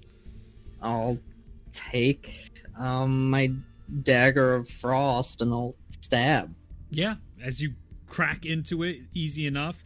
It splinters horribly, and you're give me a sleight of hand just so you can reach around all those horrible bits of glass and not get cut up through. 27. Easily, you're a dexterous boy. You know you've been unlocking locks and doing the old Indiana Jones switcheroo since the day you were born. Pick that shit out of there, and you roll yourself out of underneath the plane of fire just as the minute ends and the gate closes, and you have the amulet, the bird-shaped amulet in hand. Is this what you looking for? He comes over to you. Yes! Yes! Wonderful! I have found it! I have done my last good deed! Am I redeemed now? You see him looking up into the sky and turning around. Is this not enough? I did the 10 good deeds.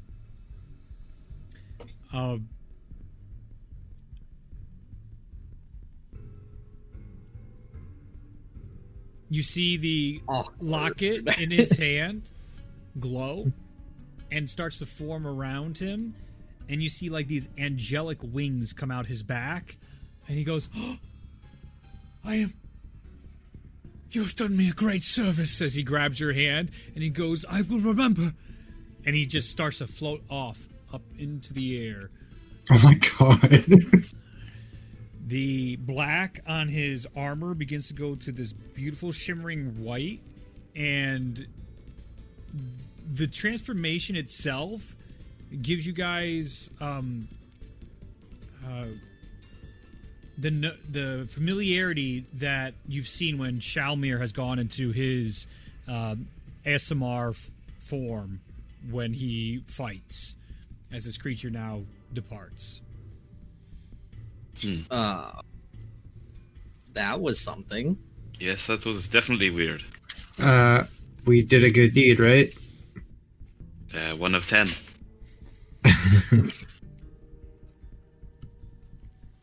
Let's Hasn't been super dark here in this desert.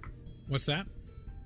I was just commenting on how the dark desert hasn't lived up to its namesake so far. It's dark visually. Yeah, visually it's dark, but that's about it.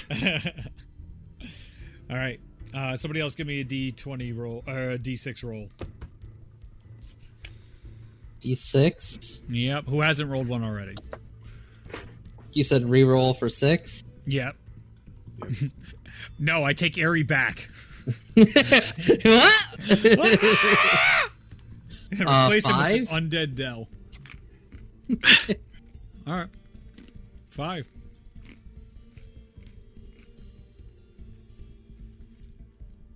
As you guys start walking through the desert, you see a cottage appear in front of you guys. In the middle of the desert, think like Courage the Cowardly Dog, but it's all boarded up, and it's just sitting in front of you guys inside this desert. Oh God. Do we look inside? Do we I mean, dare? We haven't seen anything really for a while. Might as well. We know, also haven't seen Ulazal for a while. Maybe he's in here. Okay.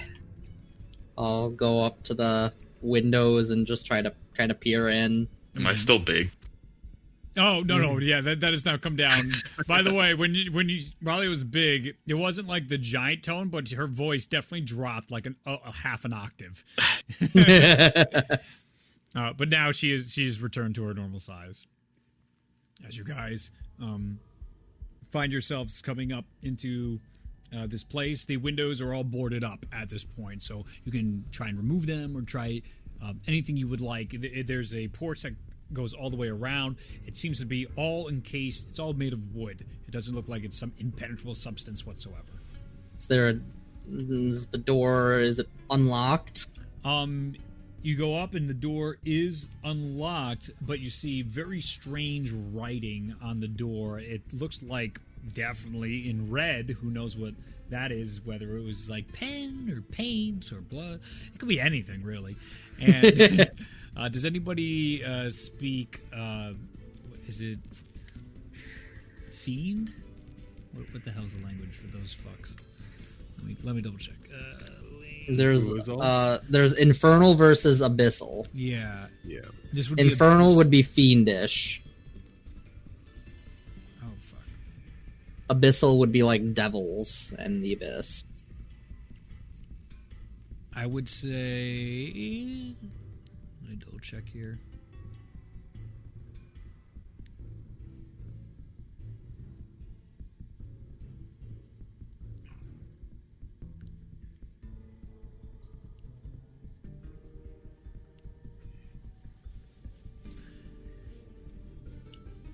I would say Abyssal. It is Abyssal. Ralia speaks Abyssal. All right. On the door, it says, "Sleep time. Do not bother."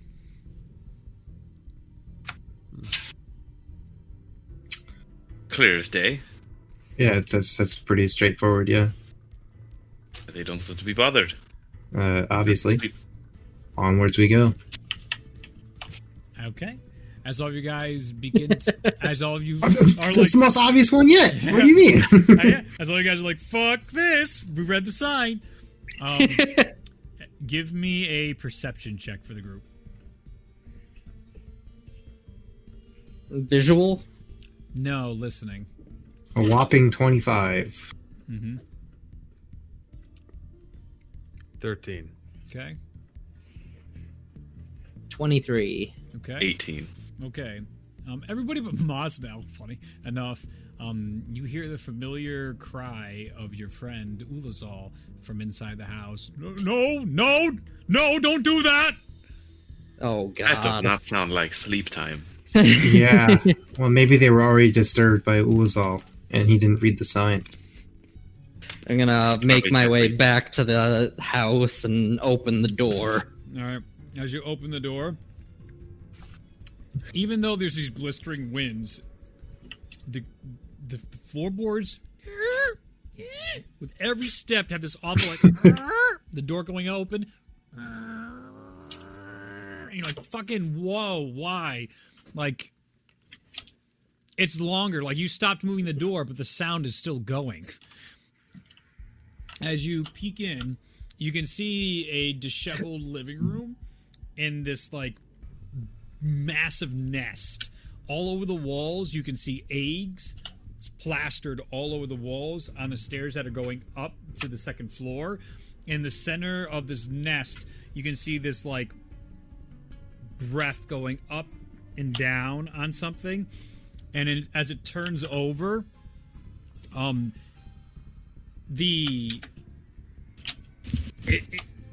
it turns over, you see the front of a skeleton-like face, and this big glowing eye hits you exactly where you're standing, but it doesn't seem alerted, as it's just hitting you right now in the doorway, Ari. I'm going to quietly and stealthily move off to the side to see if the eye is tracking me. Okay. Give me a stealth check. And you're going into the room? Yes.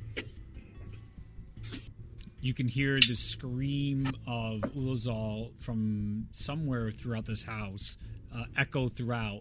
And as you're coming 34. through, you are easily stepping around all the various looking eggs in this room. All of them seem to be pulsating in rhythm.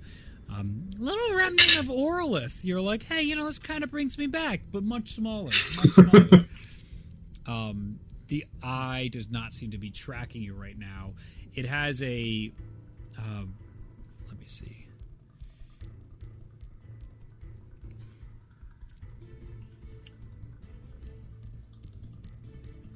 The eye itself is like this... It's blackened all the way around and has this red center. And it has this bulbous, like, bone exposed all around as it's covered inside this nest. And there's little glows all around this room as well. Like these red glowing dots. I'm going to try to avoid those dots. Mm-hmm. And stay quiet. Mm-hmm. And try to quietly move about the room to look for where Ulazal might be. Okay. Go ahead and make an investigation check. The rest of you, what are you doing while Ares quietly stealthing through this room? I'll just cast Pass Without Trace to ensure we don't alert any attention. Give me a D100. Oh, fuck. I forgot about that. 32 investigation. Fucking love this. That's why Ralia's like, I'll just let Ari deal with this one. Well, that's a 48. There you go. Reroll. Do we get another unicorn? Fuck you, no. Reroll. Back again for more gifts! Fuck you, no. I got a 7. Alright. I can't believe you guys are already getting duplicates. Alright. What are the odds of that? Don't worry, I got way more tables. I'm good. I came prepared for this. He just pulls out another D100 table. I have at least 2 more open. You said a 7? Oh, no. Yeah. Oh! Oh, fuck! Oh, no! This is great. This is either really good or really bad. Bologna turns to you, Mosnell and Ralia, and she's like, okay, I'm going to cast Without a Trace. And as she casts it, instead of the normal, like, shadow that dissipates on everyone, you see this heat permeate from your hand, and a fucking explosion goes off as you cast a 3rd level fireball on yourself. Oh, no! I need everyone, Ralia, Mosnell, and oh, my God. to give me deck saving throws. What are the odds Ari, of that? You're investigating around, you just hear this boom and blows a fucking hole inside the wall. All these eggs get crushed and shattered. Oh, and God. Just horrible murder. You see these like strange spider-like creatures on the inside. Oh, like, no. and you see the thing wakes up in the center and starts floating, and all those red dots come around, and you see this floating like skeletal head like looking around. Oh, What's all the deck God. saves? 13. That's a fucking fail. All right, guys, I'm gonna be quiet and investigate and scout ahead, okay? Okay, guys.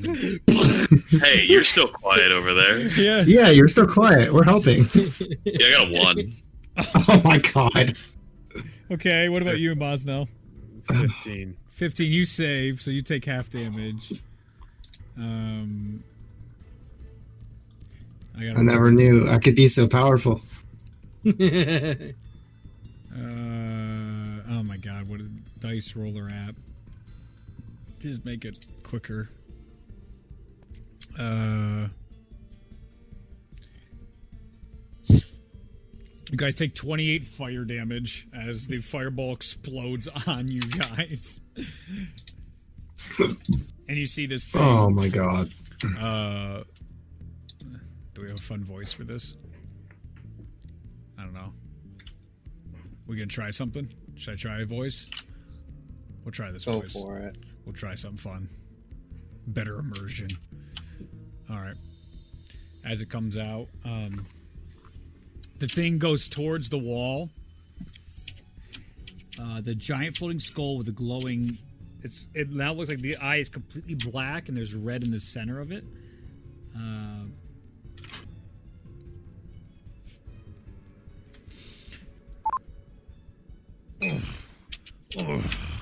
What? Again?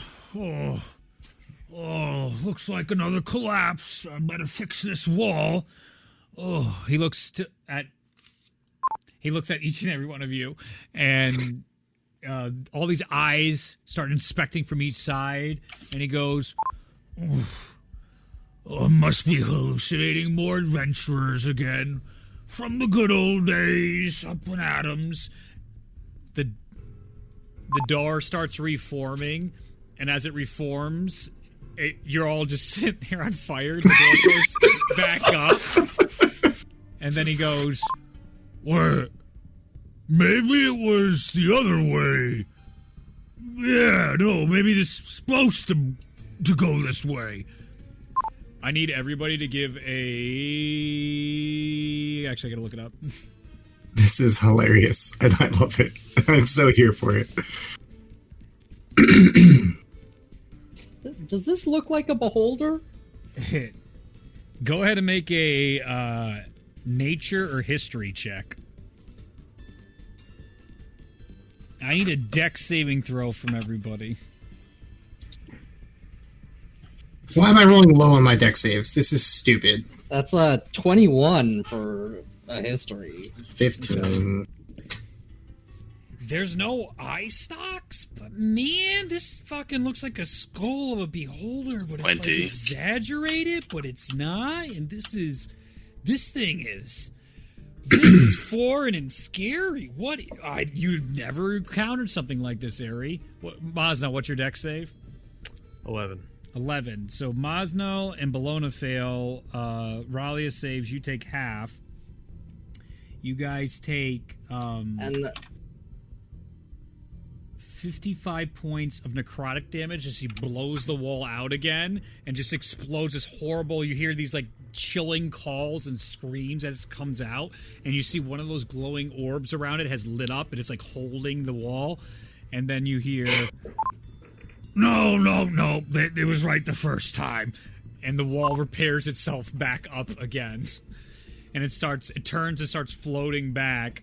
With your investigation check, Ari, you didn't really get far because the wall exploded. But now it's starting to turn. You can see it starting to turn back towards you and is floating. The rest of you just got on fire, obliterated, and then obliterated some more. Ralia is immune. Oh! Pomona is super not immune and is in a lot of pain, but now remembers that she's in Bizarro Land and doesn't want to trust her healing. I mean, there's more tables, man. Raleigh gonna walk into the house and think, maybe if I cast a spell while I'm in here, I won't die. And Okay. she's just gonna try to heal Bologna as she looks very hurt. Okay, roll She'll Very do whatever hurt. she can. Very hurt. roll D100. Okay. This is hilarious. I'm in love with this, by the way. I was hoping 35. I was hoping you guys would like this. You go to heal her, and instead It's gonna damage me. you get this Instead, sensation. I cast Disintegrate. No, the sensation that like certain creatures, not like in this room, but like certain creatures would really get the jump on you right now. Like you are just not at all up for dealing with any sort of beast whatsoever for at least the next hour. Okay, well, I'm walking out of there then. Like, that didn't work. That's really random. What did we hear from the creature, the skull or whatever it was? He was like, "Oh, adventures from like the good old days." Is that what we heard? Yeah, something Or along well, those was that what lines. someone heard? I don't think I Yeah. speak the language actually. He was what's the word? Seeing fake adventurers You could understand. Well, it was in us. his Language. mind. Well, he didn't think we were real. What language is this? It sounded like common to you, but it's Okay. whatever your native tongue is. Oh, okay. One of those. But he did clearly say, like, the good old days. Sure sounded like, yeah, it sounded very clearly like that. Alright. Well, maybe he's friendly. Ari, what I'll are you pose doing? that, actually. I mean, I was gonna stay hidden for a moment and then continue to try and find Ulazal because I made Where do you want basically to no hide, progress. inside here, as most of these eggs have exploded, and you see like these little like creatures crawling out, and you hear them like, and as he's turning, the eyes around him just starts going like zit zit, and just they're just exploding as he's going back over to his nest, not even noticing those things. Give me a stealth check real quick.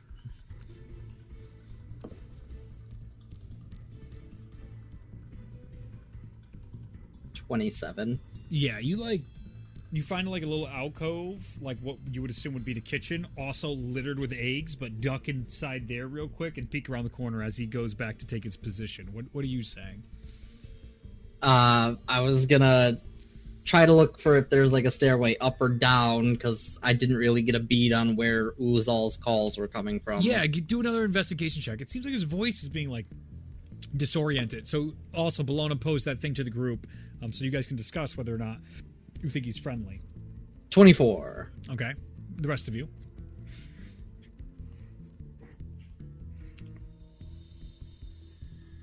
Bologna asked Mosnell and Ralia if you think if this thing is friendly.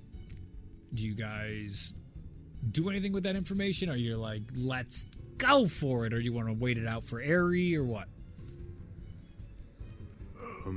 We should probably see what Aerie comes up with first.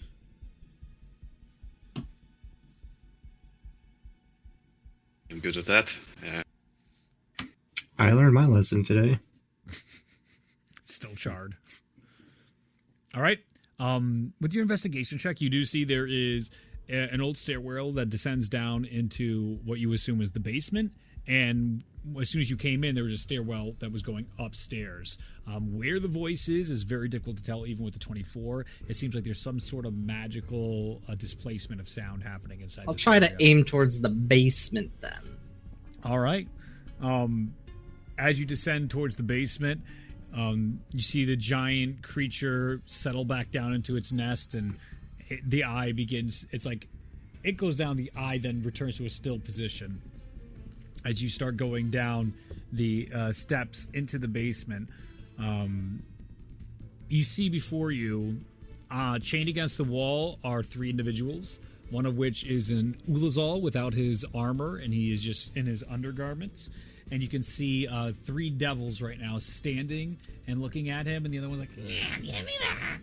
Grabs up one of these strange devices and just like, it cracks open. You see this like creature swirling this black slug-like thing. He's like, it grabs Ulazal's mouth, and Ulazal's like, no, no, and it's trying to put the slug inside Ulazal's mouth. Okay. I'm going to pull out Kageyume, and I'm going to shoot the one that's about to shove a slug in his mouth. All right, go for it.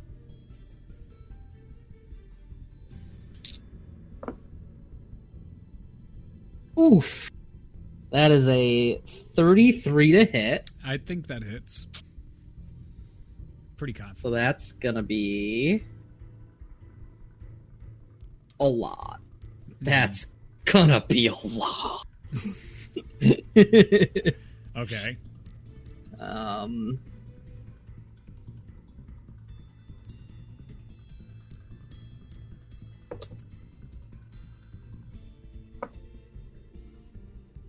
So that's gonna be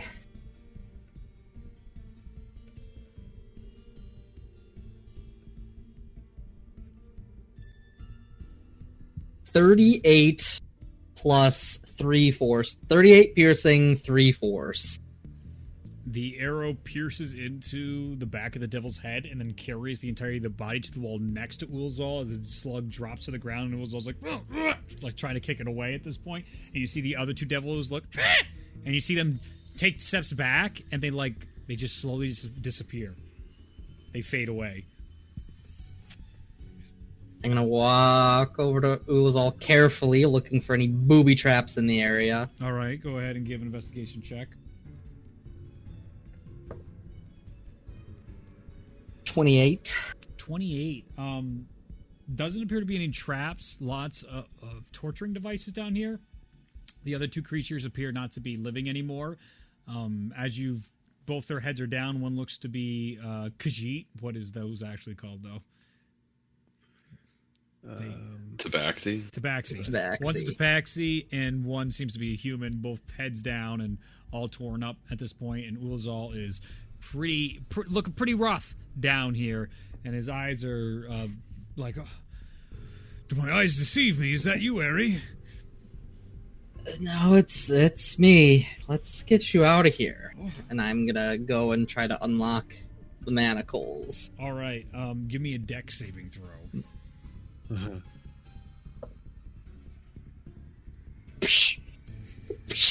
30. As you go and grab him, bursting out of the chests of the other two are more of these black slugs, and they come towards you and miss, and they go onto the ground, and they keep going, crawling on the ground and away from where you're at. Their sternums are completely hollowed out now, and they're wide open, and it is gore-tastic.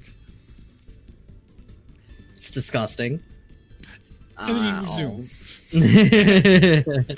resume. You open that up, and Ulazal comes down to the ground, and he seems to be exhausted. He looks up to you. I saw you come out of a gate, and then I started hearing voices, and then the group was gone. And then I ended up here, and they were doing terrible things. What is happening? Do you know what's going on? Not really, but there's weird stuff everywhere. Let's try and get your... Do you know where any of your stuff is at all? I have no idea. It's... They might have taken it. Maybe it could be wherever we are. I'm uncertain.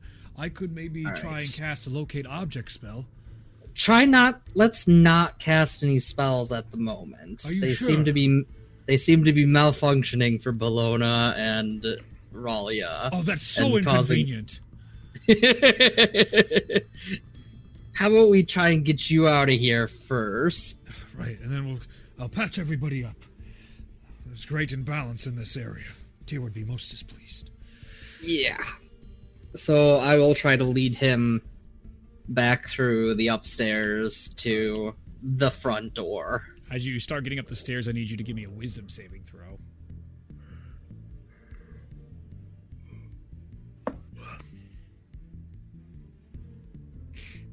22. 22.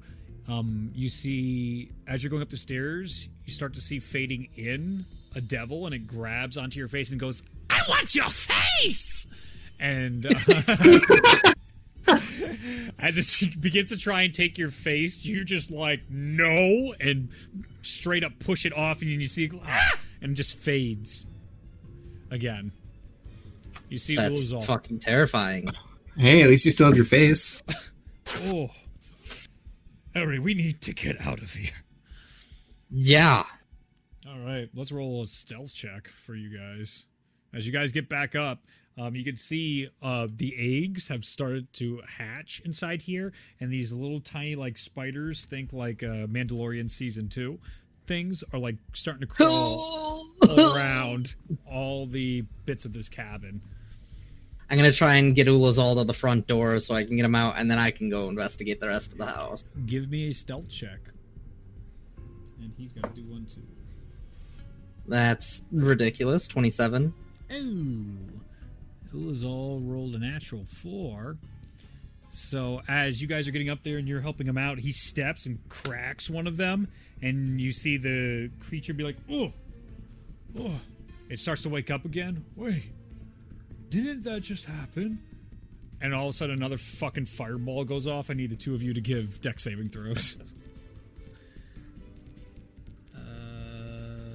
Which campaign? Zenya. 13. Whoa!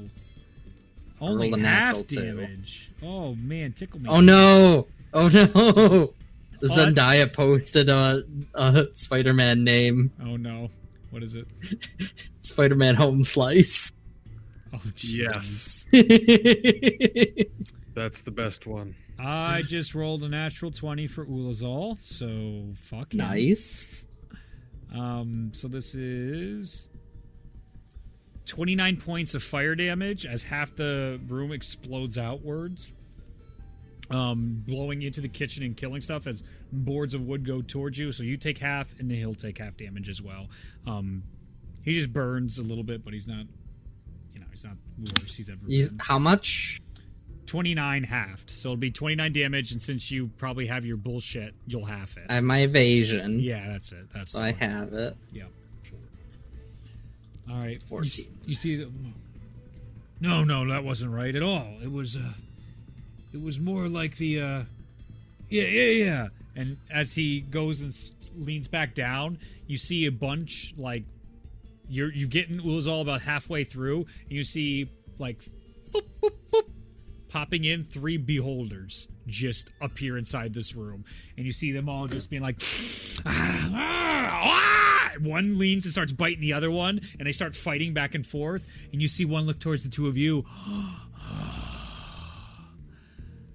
Hello there. What are you doing?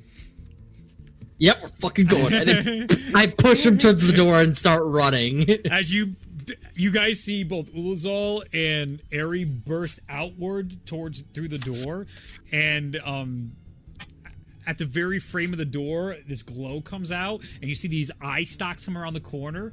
And I need everybody to give me saving throws of some sort, but everyone will be different because this is fun. I need the stat block. Oh, you God.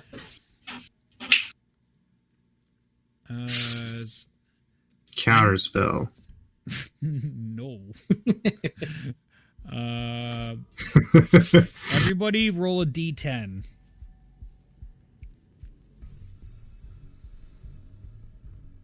Eight. Okay. 6. Ooh. Okay. And Masnell? 6. Really? Wow. Oh. What? Everyone roll a 6, give me a strength saving throw, and give me a dex saving throw Hey. for 8 for Eri. 21. I am going to, as a reaction, Yes.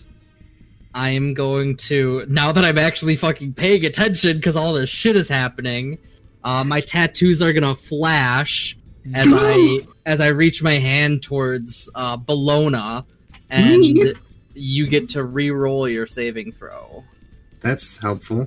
I rolled a 21, but we'll go for higher. 29. Better. Damn. Okay. I rolled a 22 dex. Okay. Masnell? 27. Okay. Ralia? 11. 11. Okay. So...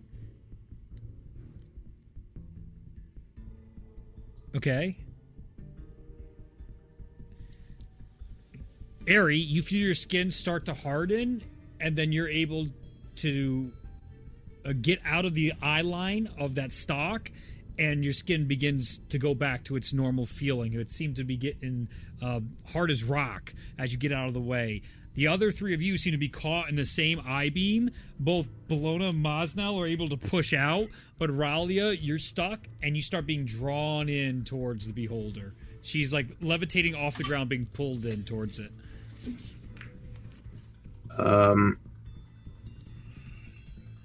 What happens if I shoot the eye stalk that's doing that? Go ahead and roll an attack. It's gonna fucking hurt. Yeah. Can I try to hold Ralia from getting pulled? Absolutely. Go for it. Go make a strength 21. check. Yep. 21 hits. Go ahead and roll damage. 22 damage. Okay. You see the arrow go and pierce into the eye stalk. What's the strength check? Straight strength. Yeah. Pretty good. 22. At least 22. bows still work in this strange land.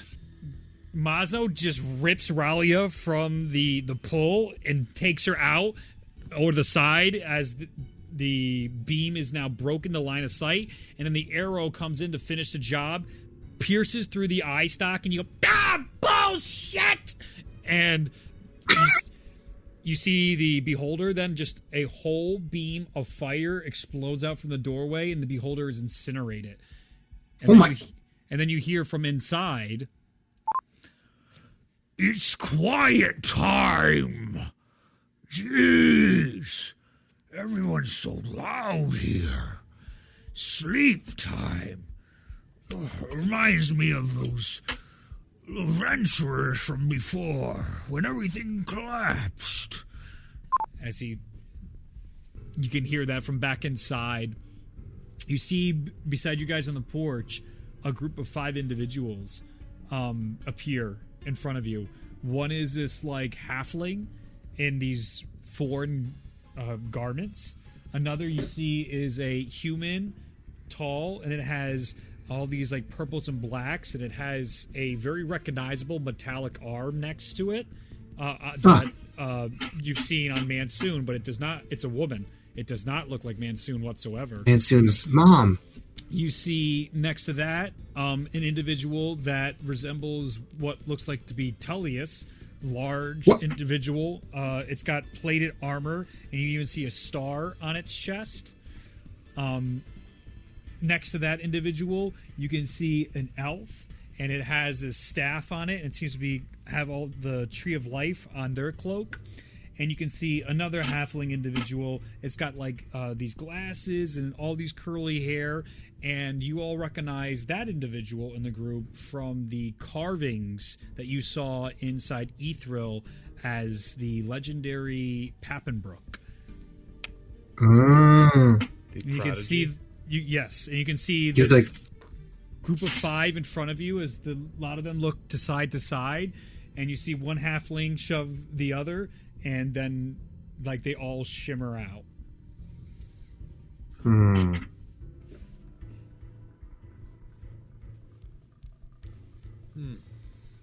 Ulazal is in his tidy whities like, so are we gonna get my stuff, or are we just gonna call this a zero sum win here? I'm gonna quietly re-enter the front door, look to see if the beholders are looking in our direction, if they're still even there. As you peek in, you see both beholders with web across their mouth and both stuck into the corner of the room. And you see them, and their eye stalks have all been like stuck to different sides of the room. As you see this thing just... I'm gonna go quietly upstairs now. All right. As you go upstairs, give me a wisdom saving throw.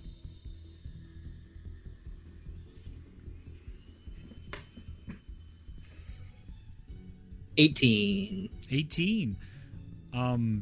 You start to feel a little strange as all of a sudden you see appearing in front of you as a devil, and you hear, "Your face is mine!"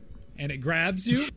And you start feeling this jeering back and forth, and as you were stealthily going up the stairs, you crack over the banister, falling to the ground, cracking all these spider eggs that come up, and the spiders come up and all start just instantly biting into you, and you hear, "Ah!" It comes out of you, and just like, "Ah! Pain!" and disappears, going corporeal again. Give me a Constitution saving throw. He's poisoning Aerie again. Classic. It seems so. Classic maneuver, dude. 2. You are poisoned and have 1 point of exhaustion. There it is. Oh, God. There it is. And you take 19 points of poison damage. Classic exhaustion. I take 9 points of poison damage. Look at this 'cause I guy. have resistance. Look at this. Haha. Look, he's making it up. I say something, he says nah. I say something else, and that's how the game goes. You see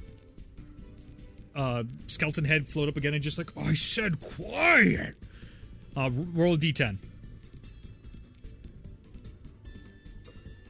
2. Oof. Give me a con saving throw. Oh, boy. 8. One of those glowing one of the glowing orbs comes up to you, and just as you're like on the ground and you dodge out of the way, like you turn exactly into another one that was already waiting for you in position, and you feel your entire body just seize up, and you can't move.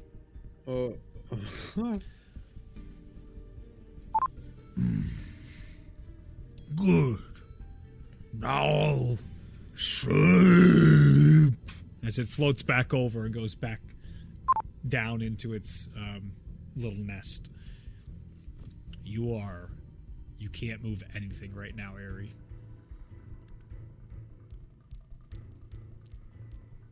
What is everybody else doing? Patiently waiting for Ares' return.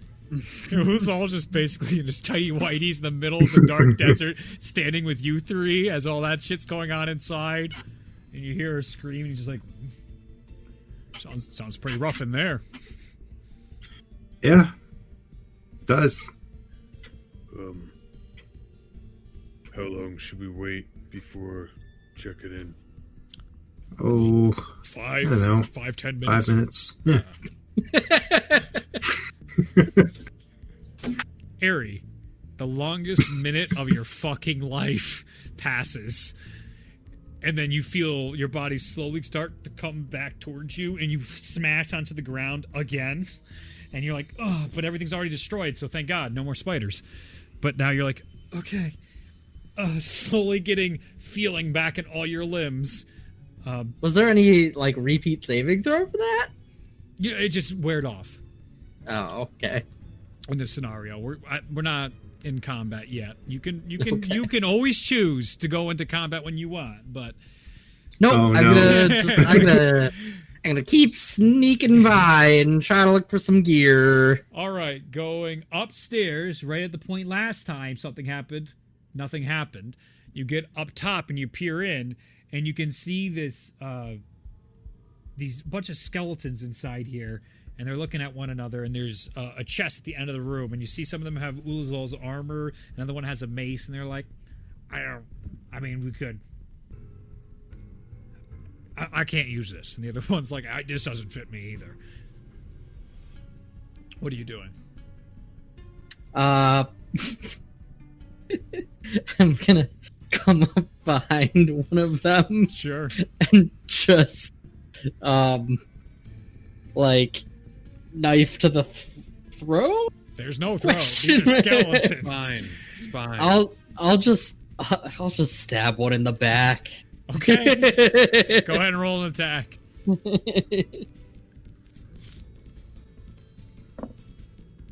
Ooh, that's a natural 20. Don't roll damage unless you want. It's gonna hurt. There's enough darkness in here where you're able to stealth around to the skeleton, and you come up and you stab into its spine, and as you cut into it, you can feel like the force of this blow echo throughout, and the entire skeleton collapses down, and you see the skeleton that was just talking to him look, and he's like, oh man, when it's your time, it's your time. Hopefully we got longer than that. How long is that necromancer spell supposed to last? And the other one looks at him. Yeah. Well, they put the Ulazal shit down to the side, and they start going through another bag inside here, and they're like, what do you, I don't eat. Do you eat?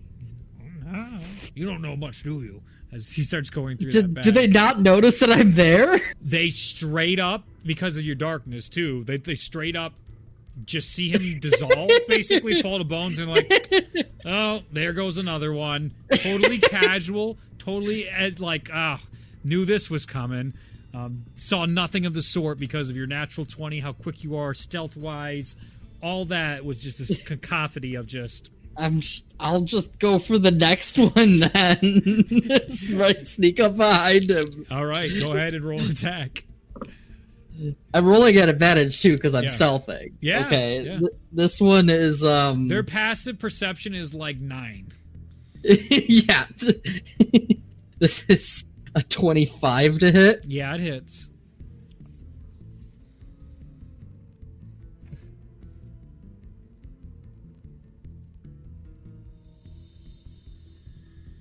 So that is a 30, 40. Wait, actually, no. It's enough. Yeah. You started at a number that was enough. Same thing happens as you stab into him. All the bones fall down, and then you see the other one look, and he's just like, someone there? You get the sense, with the lack of eyes, they may be blind. I'll just walk over and start collecting the gear. Yeah, easy enough. You pick up Ulazal's shit. It's all around here. There's a couple other chests here. Looks like whatever the other adventurers had down here, or individuals that were in the basement. That's what the skeletons were going through. I'll just keep collecting. I'll collect Ulazal's stuff first. Okay. Bring that down, and then I'll come back in. Okay. You come down. Not say a word. Sneak past this guy. Make him think just like, what the fuck is going on? You go down the stairs. You see everything's okay out there. You just chuck Ulazal's shit into the sand out front, and then go back in. And you see Ulazal to the rest of you. See? Look at that. Incredible. As he walks over and starts putting his stuff back on. As you go up the stairs, and you look at the top of the steps, you see the other skeleton. He's feeling out, and he feels the other bone piles in front of him. I think someone's here. He picks up, like, parts of the other bones, and you see he's, like, taking a pile of their bones, and he's just like, whoever's there, you can have anything you want but the bones. Do we have a deal? I'll get real close to him, and I'll just be like, you don't move. I take the items. I leave the bones. Done. You stay quiet. Yes, absolutely. And I will go searching through the other chests. Yeah, go ahead and give me an investigation check for the other chests. Ooh! Natural 20 for a 34. I'd say before you open the chest, you notice something is odd with them. It seems like there's something wrong with these chests. You can't quite put your finger on.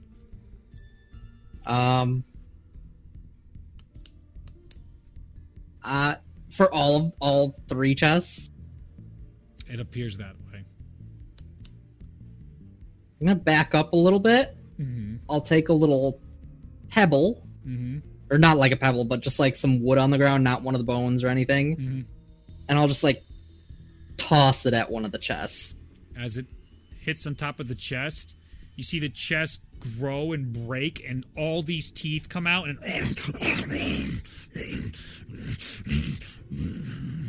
it starts to slowly go back to being a chest.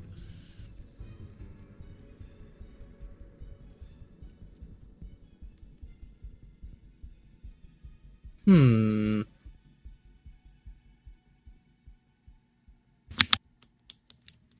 gonna make my way to the front door. As you go to turn, you see FaceTime! Give me a wisdom saving throw. Oh my god. Put down. Go. 19. Just enough to save. As it goes to go into your face, you're just like, no, I'm out of here. And you see him, oh, no fun. Maybe you'll be fun. And you see these skeletons like, so you're going to tell me when you leave? Or, yeah, I'll wait it out. You know, I'll just pick a number, and then I'll leave at that number. Just leave without a word. Yes. You're able to exit outside the house.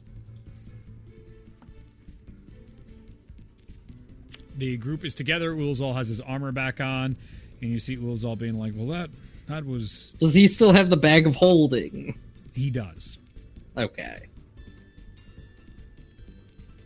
Whoever has not rolled a D6, please roll another one. Is it Luke or Ryan? Here we go, Ryan.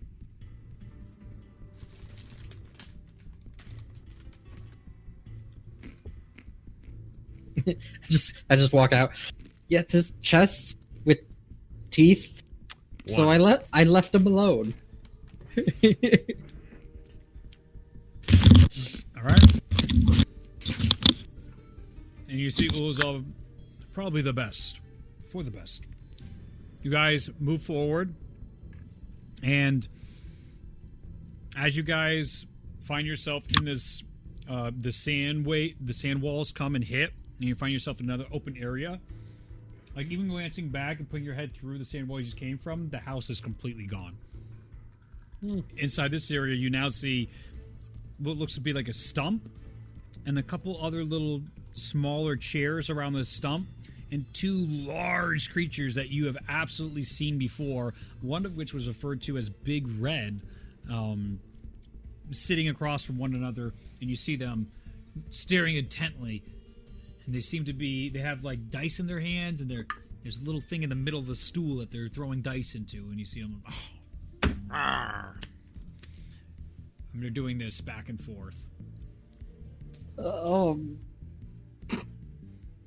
Playing Yahtzee. Something. What do you guys do? What does the other one look like? One looks red, and one looks black.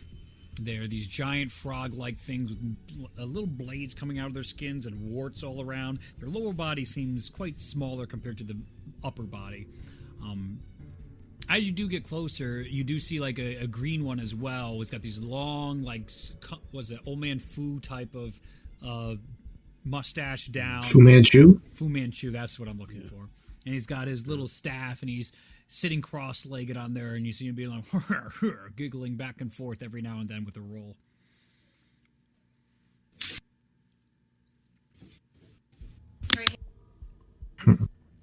What do you guys do? Good question. I am going to turn and be like, do we want to engage? Last time we saw something like this, it attacked us, and it was very frightening. I don't feel very good. I feel kind of sick. Oh, no problem. I can fix you up right fine. And Ulazal... No. Oh, no. Right, No. right. No. We're not using that. Oh. I can see why Sundrel didn't want to come in here. I don't know if all the rules apply to Sundrel. That's fair. What are you guys doing? These things seem intelligent enough. If you want to talk to him, you be my guest. I'll get closer. Mm-hmm. Hello, what are you playing? You see them look... God. Oh! You see that one? Yeah! Oh! Yeah! Oh! Yeah! Oh! Yeah! You want to play a game? What are you playing? Over under! You get rewards. Look, there's this pot here. And they point to the other side by where the green one is, and they're like, you roll in, and if you get it right, something comes out of the pot. Yeah, we've been playing for ages. We've been looking for somebody new. We haven't got something to come out of the pot in a long time. Yes, Dad. Cool. Nice. I swear I'm normal, Dad. No, I feel like absolutely not being a wacko with my friends. You shake your head at me. This is why I don't have a job, Dad. This is it. This is why. Oh God, he went deep for the home run. Yeah. I love you, Dad. Thank you. I God. got a new car. Which will, Oh yeah? Yeah. I'll show you guys. Your old Civic finally gave out? No, it was too good a deal to pass up. Well, you had probably like 1,000 million miles on it, so 175,000 miles were on my Civic. it's good This enough. one It's came good off enough. a lease. It was 4,200 miles were on the car, and it's brand new. But I got it for Yeah. a fraction of the price because it came off a Yeah. lease. May as well. Anywho, Yeah. Yeah, I will play. Sure. Sit down. All right, the way the game works. You take one of our dice, and they hand you this really, like, beat-up wooden die, and it's a 12-sided dice. And he goes, and what you're going to do is you need to call whether the number, whether it's going to be... We're going to roll the dice. You roll the dice. You call whether it's over or under, whatever number he shouts out. And they point towards the green one, and he's like, oh. 8. And they both look to you. Under. Go ahead and roll a d20. Oops. Oh, a D20? I thought you said Yes. it was D12. D20. Okay. Well, 10. 10. You see, as the 10 comes out, they go, "Ow!" And you see the pot just gives out a puff of smoke, and you just see, oh. The green one goes, and the other two are like, ah, damn! You see the death salad be like, ah! And he just shoots off like a fireball off into the distance, and just... He's like, ah, invigorating! Ah, well, you can't play now. Who else wants to play? As he looks around. I'll play, I guess. Come here! You see the other one. 9. And you see them. They're putting their fingers up. They don't have 9 fingers, and they're trying to get to 9, and they keep Oh my putting God. things up, and they're like, Over. All right, roll d20. I should probably be rolling d20 now that I think about it. Next time. I rolled a natural 1. Another puff of smoke comes out, and you hear something like, better luck next time. As it pops out. Oh. And you see him like, oh, got a bunch of losers. See? Doesn't make you feel bad. Doesn't make me feel bad anymore at all. Yeah, invigorating. Another one casts a cloud kill behind. It starts coming this way, and then the wind Oh my God. blow it away just before it hits this area. Again. Hey, how do you guys... Did you plan to cast that spell? Now, No? you see the other one? What spell? Yeah, the cloud of death that was just there? And they both look towards the cloud of death that is no longer there, that's been blown away. I must not have eaten my breakfast this morning. My bad. Have fun with your game. The losing must be getting to him. I know it's tough quick off the bat. Ooh, I never want to be a first loser. I'll give it a try. You see he comes up. 12. I'm rolling this time. Over. Oh my God. 2. You see them, wow, we got a bunch of fucking losers here! And they're like high-fiving back and forth, and you see, oh. All right, Maz, now you guys aren't going to get shit. This is amazing. All right, I guess it's my turn. You see him. 3.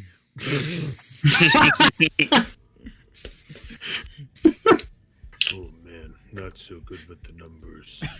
Oh my God. You were the 4th most intelligent character in the 2 groups. I want you to Wow. understand that. That is surprising. The only people that are more intelligent with you are in your party. Bologna, Yep. Aerie, and Ralia. What are the odds of that? Based on stats. You were That is smarter than hilarious. Rules, all technically. No wonder this crew can get shit done. Right? This actually makes a lot of sense. Everyone's smarter than Muslim. Over. You see, Natural 15! Okay. You see them go like, winner! And you see the pot. You see it like shrink down and go, bleh!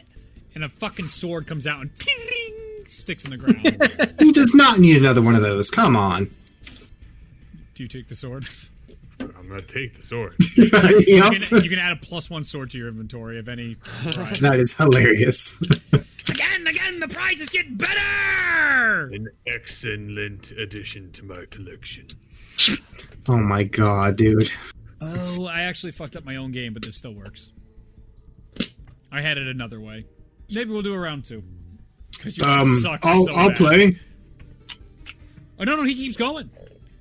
You play till Oh. you lose. You play till you lose. Get away, Snazzy. you fucking nerd. The other one's like, it's here. I know that loser. They start pushing him, bullying him, like total jerks. And then there's like, again. They bring him back in. All right. You see the green one sit up again. Hey. For Mosnell? Yeah, you keep going till you lose. I hope it just keeps spitting out swords. Over. 12. You see it closing and go, and now you see this red-looking potion go and hit the sand. And like 2 in a row. He's better than all of them. All of them combined. And they're just like, winner. And out of the ground, you start seeing like these fucking tiki torches coming up around the group, and they're like, again. Miles, pick no, up the This- winner. and I'll This hand feels the like a- potion to Ralia. Ralia, you recognize it as a potion of superior healing. I give it to Bologna. I'm chugging it instantly. Yeah. So look it up and go ahead and make the rules for that to heal. 8 it's 8d4 plus 8. You see the green one go, 14.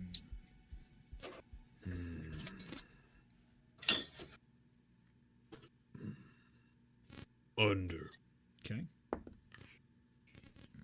Fuck you, Ryan. That's a 10. You see the thing. This is stupid. It makes me look bad, Ryan, is what it does. It makes me feel like I need an extra camera. I'm gonna put an extra camera down on this shit. What do we got? Is the other camera not plugged in? Or is it facing the ground? Give me a second. Yeah! Oh boy. Oh boy. You can do it. Oh jeez. Oh, Hey, Reed. yeah. I was looking up the potion, and I just typed in filter by type potion, Yep. and there may or may not be a potion of Kill Ragnorum. Yeah, I made that a long time ago as a joke if you read it. Because Zach asked for a potion of Ragnorum. You can read it out loud for everybody that's interested. When you drink this potion, you gain the effect of bravado. You feel imbued with the power to kill anything, even Ragnorum. Note, it is just the strongest alcohol there is on tap and has no effect, but gets you drunk in one bottle, no matter your weight or size. It does not work on creatures unwilling to drink it. The placebo effect is strong here. Oh my funny. god. It sounds like a fun item to have. Mm-hmm.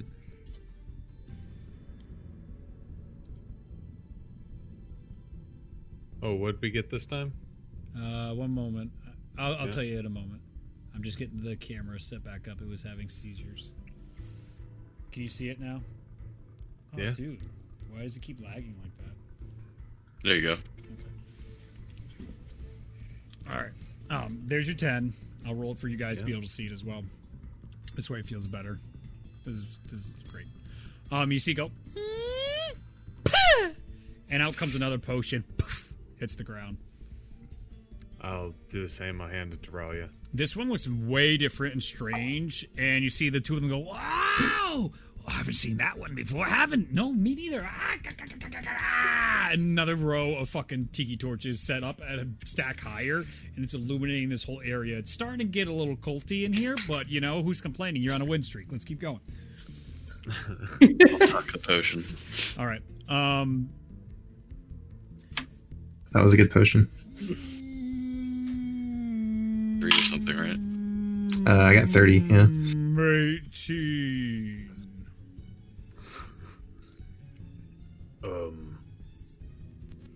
Under. Why is one so good? Oh, it's so Oh close. my god! This is way better. I knew this is way better for effect with the camera. That is incredible. That's so trippy. If I'm having these reactions, it almost feels disingenuous, or just like, oh, no one could see how fucking stupid this is. You see the thing go and shoots out. You see these gloves fall into the sand, and you also see what the hell is this? Let me Google it. I believe it's another potion. What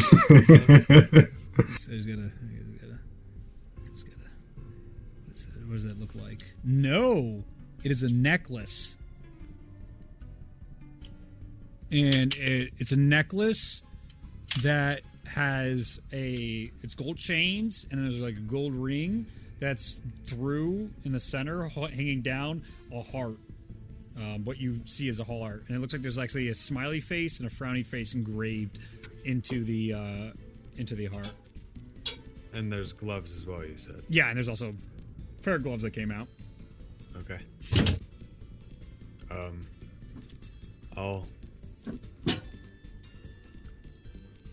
I'll give them. I'm just gonna keep getting stuff to Ralia so she can either identify it or whatever she wants to do. Yeah. I have these written down, so it'll be easy enough for me to come back to eventually when you identify it. Yeah. You see you all start to see like symbology out of the ground now where you guys are sitting. You're starting to see like alchemy shit happening in different sections inside here, and it seems with every successive win, more and more is being added to this area. And they're like, we got a fire hand! You see him go again.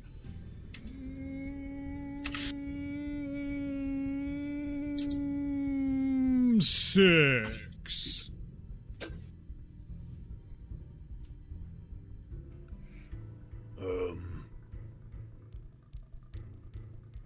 Over.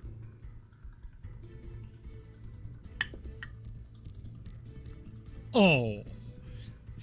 Can you see the 4? Oh, There's it's a the glare. 4? Okay. Damn. You see the 4 as you see the pod go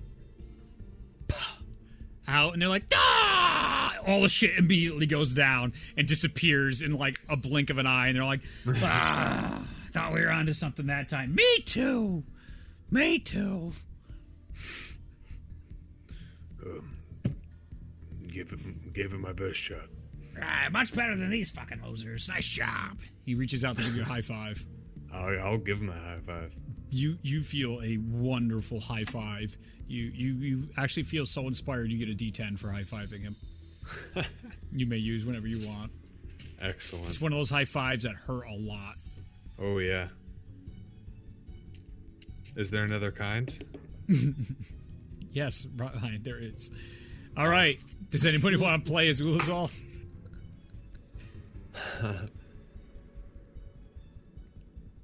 I'll be Lazal. All right. So do you want to play the game way we've been playing, or the original way I initially conceived this idea? Which is easier? Which is that? The other way was every time we took a step up, we do 1d4, and you'd guess over under on the d4, then 1d6, 1d8, 1d10, 1d12, 1d20, all the way through. So you're stepping up every time you get it right. Yeah, let's go for it. Why not? I was doing just 1d20 last time. All right. Over under.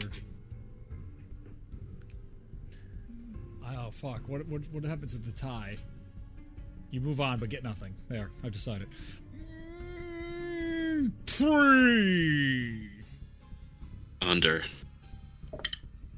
one. You see the can you see the one? Yep. Okay. You see the pot? And you see another +1 blade comes out. Next up is 1d6. Mazel grabs it. Yeah, I'll take it. 4. I mean, under. Sometimes you want to go against, all ones. You see another potion of superior healing hit the ground. Raleigh will pick that up. This one's I'll just hold on to all this stuff. 1d8. 5.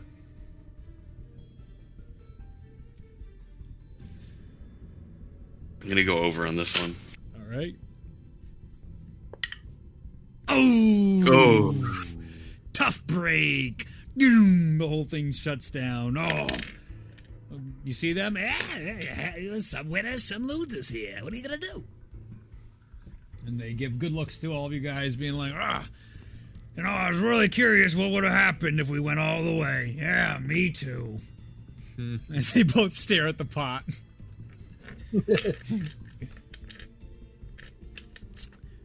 You guys feel as though the storm is settling down a bit.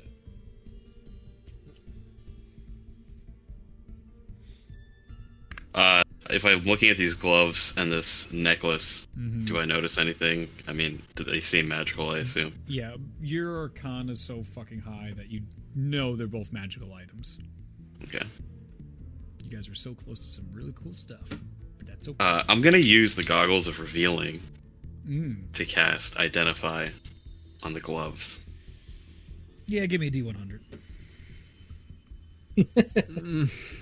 Put them. Where'd I put my dice? Alright, well, I'll just roll on a website.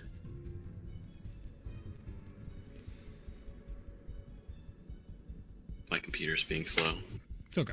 I found my dice. We can wait.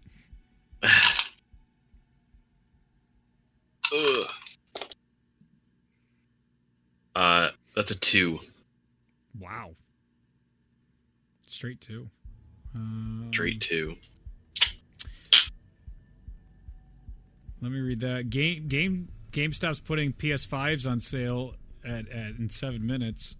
That's what the 2 does? No, I just got a message from Juan. So Ooh. we could click that at 9 o'clock for a second, see if that happens. You've instead of casting the Identify spell, all of your spell slots are recovered. Every expended spell slot recovers.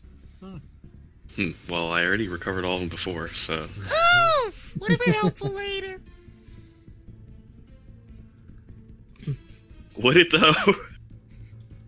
Maybe. You're right. Would it? All right. Yeah, no. Patience is a virtue, and maybe payoff is worth the wait. Or maybe not. Hold on to these things. All right. Here, you can put it in the You bag said of holding. GameStop is putting PS5s on sale? Yeah, so I had the link Juan sent me. Apparently at 9 o'clock, they are all going on sale. So I'm on their website now. You can guarantee you're not going to get it, but we're all going to try anyway because we're stupid. We'll have, What's the harm? What's the harm in trying? I don't think that makes you stupid, right? I've been clicking these links for about 2.5 weeks now. Juan will just tell me going live in X amount of minutes because he follows this guy on Twitter, this Wario guy that posts them all. He knows all the updates, and we are gonna try our best to try and get this PS5. I linked it in chat. It should work for you. We got 6 minutes.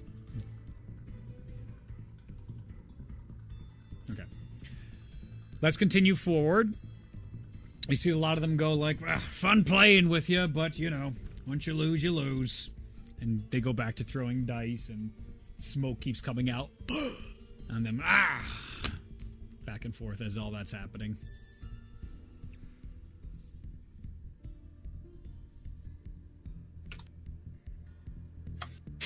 Interesting. Do you guys want to move on, or do you want to interact here anymore? What else Do is you have there to any do? extra die that I could take? Just like one of those 20-sided die, just to keep. One of them comes over, he's like, here you go.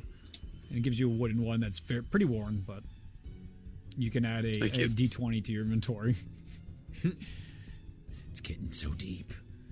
I'm sure that's going to be a magical component. He's going to fucking spring on me in 10 episodes. No, we're gonna play D&D in I was D&D. about to Oh, He's okay. gonna make a freaking roulette. Raleigh is gonna DM. Gonna do a our- grog.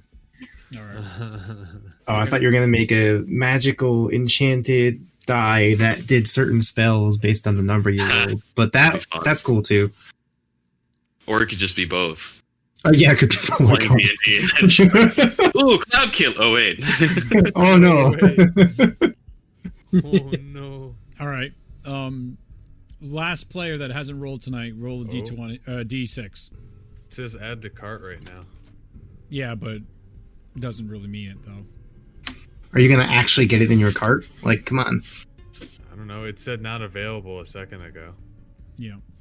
You gotta wait 4 minutes. They're putting it online.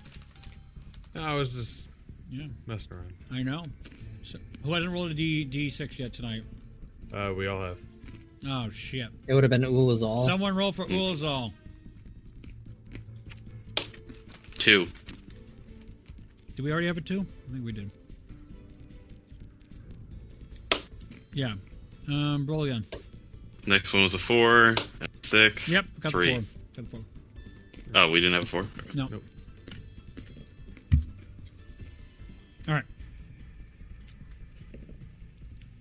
As you guys exit out of this area and the sand walls come again, you can feel the temperature getting colder and colder and colder.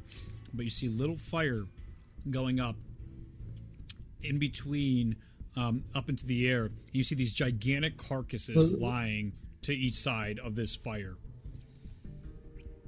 They are huge.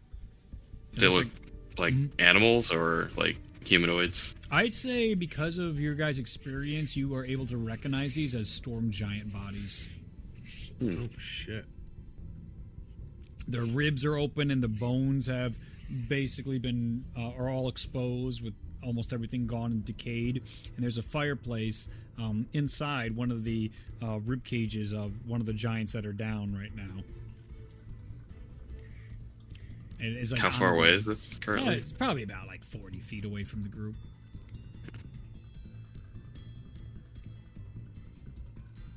It is quite odd. Do we just want to approach that, or Ari, do you want to go ahead? I'll see if I can get a better look at it, get a little bit closer. Sure, give me a stealth check.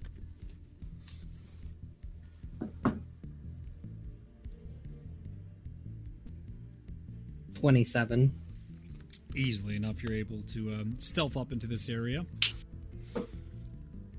As you get closer, you see just one individual surrounding the fireplace. You see one individual who's got all of his. You know what? We'll wait. It's 8:59. Wait. Here, I'll stop recording for a second. Without the spells. Yep. Yes. Yes. For my dagger.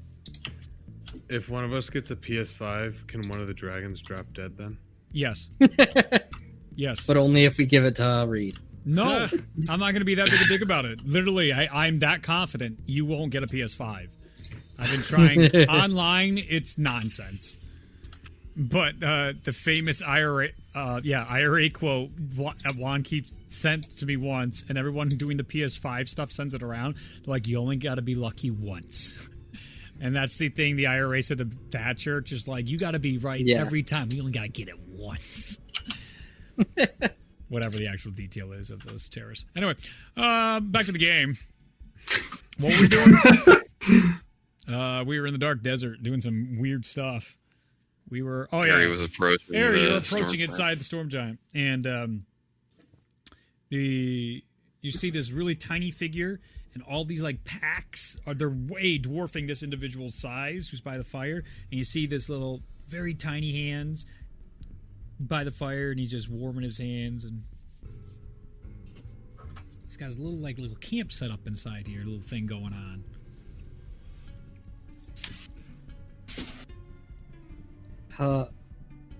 Hello? Hey there. New customer. Well, if you want any wares, feel free to look around the place, see if you have anything good to trade. We only I'll just wave the group over. As you guys approach, you see this tiny little goblin sitting by this fire, green, spiked ears. One of it's like half missing, and there's rings all in the other one. He's got super thin and gangly looking thing. He's got necklaces all around him, rings on all of his fingers. One of his teeth are like ruby. It's like literally one of the tooths are solid ruby. And he's sitting crisscross applesauce on the fire. Hey, whatever you see, take a peek, see if you like it. We deal in trades, in bargains, or accepted currency. What do you have available? Yeah, look at behind. As you see laid out into the mats, you can see items. There seem to be a bunch of glowing like ingots inside here. There are these blue glowing ingots that your group wouldn't recognize. There are steel and gold ingots inside here as well as it looks like a cluster of some sort of ore. On the next mat, there's a bunch of potions of various colors: red, blue, green, clear, all throughout. There's a bunch of books laid on top of one another, 3 books, it looks like, big, thick ones. You see a crown, and you see a belt, and you see a mask all on another one. And you see another, like, miscellaneous knickknacks blanket as well, all laid out there. And you see him just poking the fire.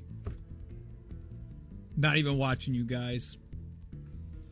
Can I take a look through the books?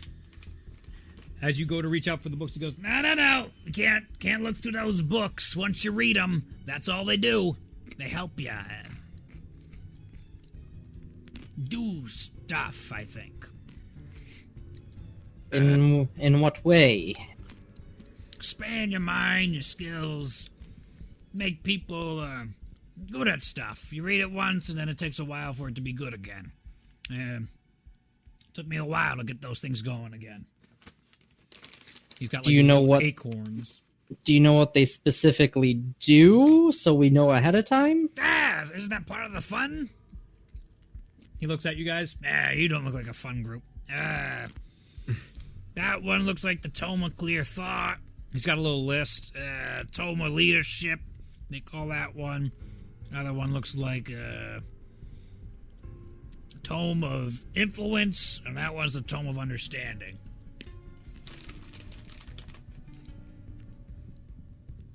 And how much are these? You said you deal with currency and you deal with trade? Any of you got Dragon God teeth? Nope. You said you deal with trading as well? Yeah. What about Wendigo hearts? Anybody got Wendigo hearts? No? Try again? Anything else? Vasculus teeth. No. What has come anything to that's the world?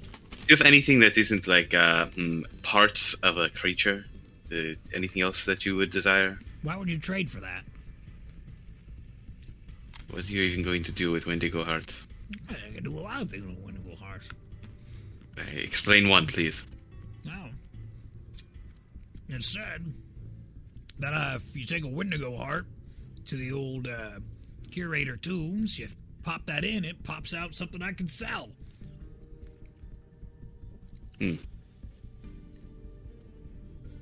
I think they eat them. I don't know where they get the stuff. The teeth, on the other hand, that's more trades. People like their musical instruments.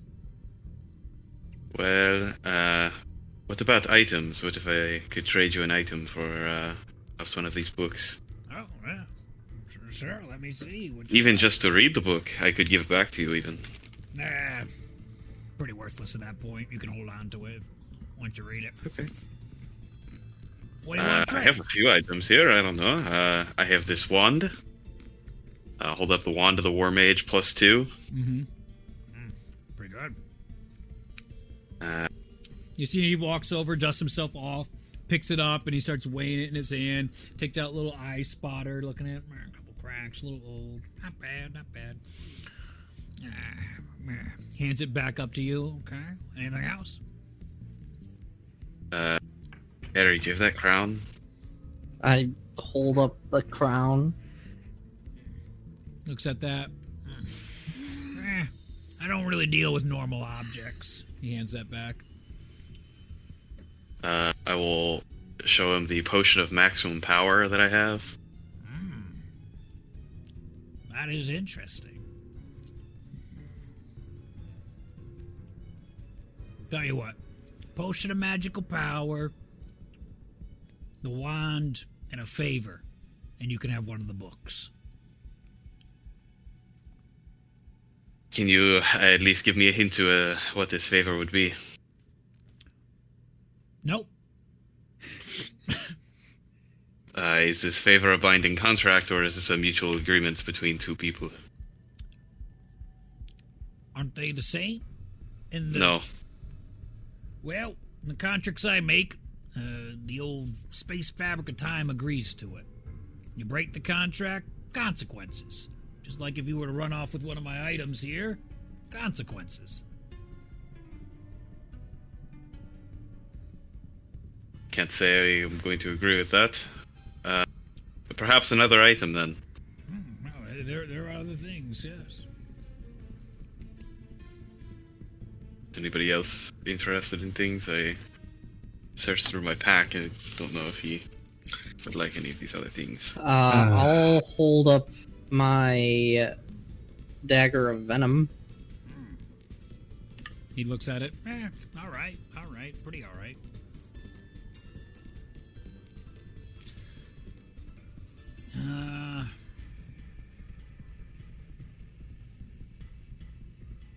On the weaker side, most of the things here are much harder to come by.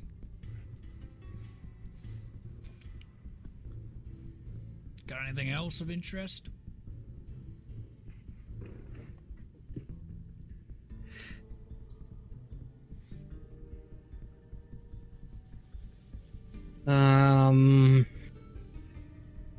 It's all right if you don't have it. The good news is, as he waddles over and he goes through his pack, right? Fuck. Yes. Then he comes over and he's holding it over his head as he waddles back over. Here's my card. As he hands it to you, there's like a satanic circle in the center of the card, as it says Bobbin the Goblin as his name. As it says merchants and wares out of this world. He's like, you keep that on you. I'll find you when you got better stuff. I have a question. Do you always require a contract, or is that only if you do not have the items for trade? That's only if you don't have equal items to trade. I need a favor. And favors, I don't know what they are until they happen. So I can't really tell you what it is till it happens. Favors before have been stuff like having dinner with me or smiting a, fallen Asimar that ran away from its call. It all depends on what the clients need and how I get them. I mean, that doesn't necessarily sound that bad, but... Yeah. Could be fun. What if I just offer you another item? Along with these two. Maybe. I'll show him the goggles are revealing. Excuse me while I Google the goggles of revealing's rarity. They're just uncommon, I think. Uncommon. Yeah. Those books are mighty valuable. I can tell by the way you keep adding more stuff to this.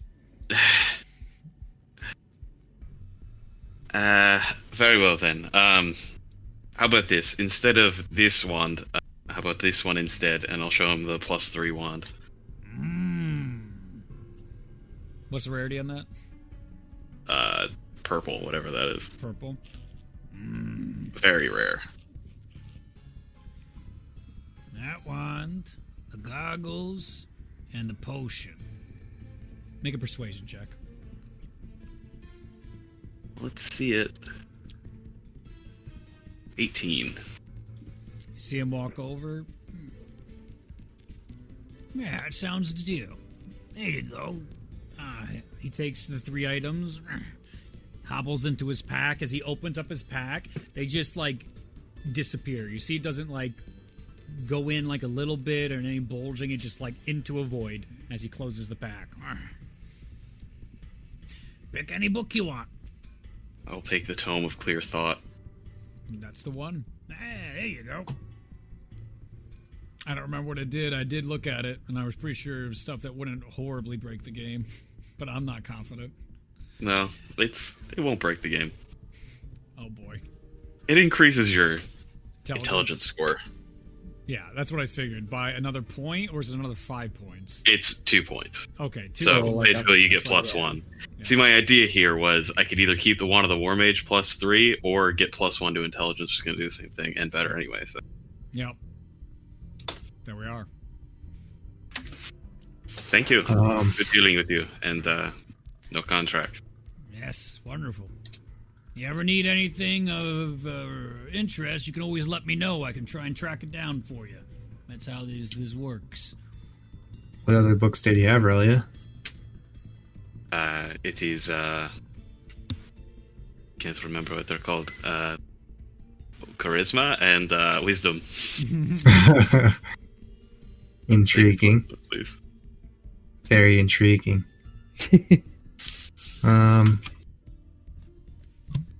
What did you give him? The wand, at least, right? What else did you give him? Wand, Yeah, the goggles. potion, and goggles. Yep. It's clearing you out of your magic items. It's okay. I can just. We have too many. Uh,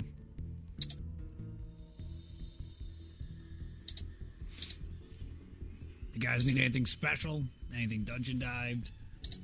I've been everywhere, seen just about everything. Not at the time, but I think maybe we'll look you up if we find something new. Hey, I'll find you. Don't worry about it. I have a question. What is that rock? Why do you have just a rock there next to all these precious metals? Oh, that's adamantium ore. Pretty rare around these ways. Oh yeah, that's pretty. Yeah.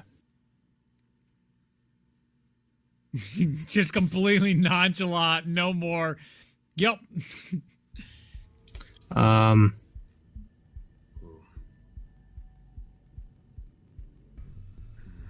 How much does anyone care about the massive gems I've acquired since and I'm not speaking diamonds, I'm speaking the other ones. I don't have any use for them. I don't know if anyone does. The only thing I can use is rubies. I will not get rid of those. I have pearl, peridot, emeralds, diamonds, and blue sapphires. None of that is important to me. Well, the diamonds are important to me, but outside of that, Yes. I don't know that I have anything super crazy. Very well. I will go up to Bobbin. Bob and the Goblin. Hey, if I were to give you this flying carpet and 2 of these giant emeralds, would that be enough for that book there? Sadly, shinies don't do it for me. I'm not interested in any of shinies and metals. I find those for days. The carpet This is a flying carpet, though. That is pretty great. I could see myself flying on that.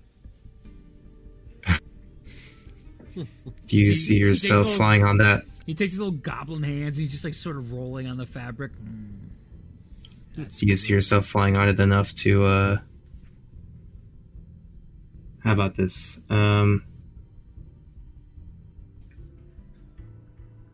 You know, I have these two. I mean, they're What was that, Muzzle? crazy, but they're two magic swords. Oh, yes, these magic swords as well. Are you just not using them, or are those just like the random +1 swords? They're the plus ones that we literally just. That's hilarious. Yep, 100%. See, The carpet's a purple, by the way. Yep, good to know. Throw in those crossbows and you can have anything you want here. Oh, Yeah, I'm aware of that. Those aren't for sale, unfortunately. Ah. I have my old crossbows, though, and I'll take my old ones out. He's nah. I only want KRs. I recognize that in any time. Are you guys friends? No, you just gotta know your way around. Acquaintances, I guess. Okay.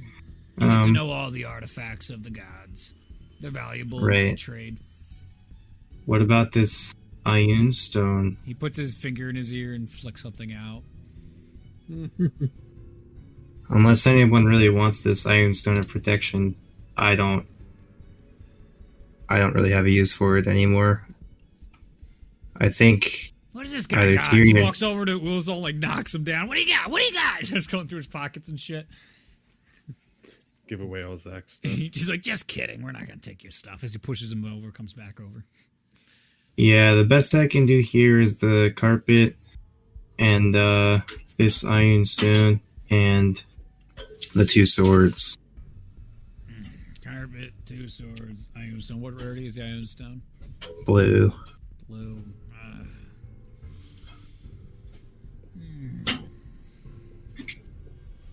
Make a persuasion check. Something I'm really good at, boys. 16. You need a little something to put it over the top for me here. That book is pretty valuable. I could give you a hug. I do value hugs, but that's not enough to put it over the top. A smooch. Not into you, hon. I'm really not into goblins either, but I figured it was worth a try. Hey, you know. What if I throw in this tome that after I use it, you can come take it? I like her. She knows how to haggle. It's worth a shot. Yes, it was. That's alright. What if I were trying to get the ore instead? It's about the same price. You can't really Same get price. adamantium ore anywhere. Can make Okay, some that's pretty fair. deadly things. That's fair. Heard Valkyries enjoy that stuff. Yeah, I bet they do. It's a pain to get their relics.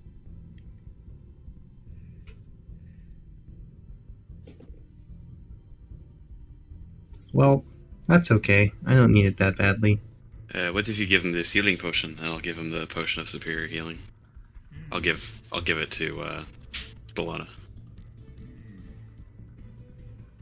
Deal's looking pretty good. Alright, then never mind. Yeah, Throw that's in- fine with me.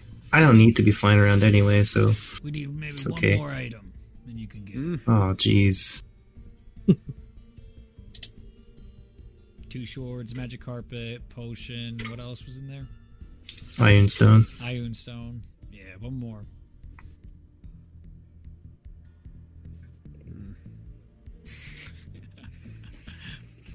Look at the group. I don't really have any other items outside of my I'll- crossbows. I'll pass along my dagger of venom. He takes that. No, that's an heirloom, dude. That's no. Anything An airy you want. room. Yeah. Anything I want. Yeah, anything Do you guys you want the ore, or do you care if I get a book? I don't care either way. I don't care. Don't think we need the ore. Well, I don't need the ore, but our friends could use the ore. Ralia threw a safe into Waterdeep that was made of adamantium, so Oh. just gotta find that. That's true. Good to know. All right. Yeah, I'll take the book then, I guess. Sure. Whichever one does wisdom, please. I don't know. Damn it. It's a tome. There's a tome of clear thought, leadership, influence, and understanding. Those are the 4 different I tomes. would hope it's understanding. Let me just look. Try understanding. It is Leadership's right. understanding There you because go. I'm smart. There you go. The book is yours. All right. No more flying carpet. He takes all your guys' 100% stuff. worth it. And throws it all into the back of his backpack. There we go. In the same exact flap that is like super tiny. Thanks, guys. Appreciate it. Don't you love to see that? Everyone working together warms your heart. Yeah, I just gotta take a moment to relax, and I'll have something different to replace that. Well, you're welcome to sit by the campfire with me as he sits down. Do you want any garbanzo beans? As he leans over and there's a whole like pot of garbanzo beans. He's got- Does hummus exist in D&D? Yeah. Isn't that the stuff they used to make hummus? Yeah. You want some hummus? As he takes a jar out of one of his things. You don't have to. I won't charge you for a taste. Not very hungry right now, but thank you. All right. You see him when he opens it up, sticks his finger in, puts it over the garbanzo beans a little bit, and you see him just with his fingers eat a little bit. Are you eating? That's okay. Putting hummus on garbanzo. It's bobbing and I gobbling. like to put man. peanut butter on my peanuts. Yep. Yeah. It doesn't have a I strong mean, enough flavor. that's just crunchy peanut butter, right? You see Yep. him leans 100%. in, Just puts some crunchy salt, hummus. puts some Crunchy salt. hummus. we could take a breather. I've got some switching around I need to do with my items. That works for me. Sit around the I'm gonna start campfire. reading this How book. long does this poison state last? You don't know. Oh my god. Well, I still want to take an hour to do some attunement stuff. All right. You guys gonna chill with Bob and the Goblin for the next hour? Sounds Why like it. not? All right. Well, that is where we will end tonight's episode with the group huddling around a campfire to regularly discuss as Bob and looks at you and goes like, Tell me a good story. and you have all week to think of a good story to tell Bob and the Goblin. Literally anything I talk about. Cool. That's that. And at the end of your hour, the poison state will go away. At your next Okay. short rest, it would go away. Okay. But I didn't want to tell you that because you didn't earn it. All right, we're going to end the episode there.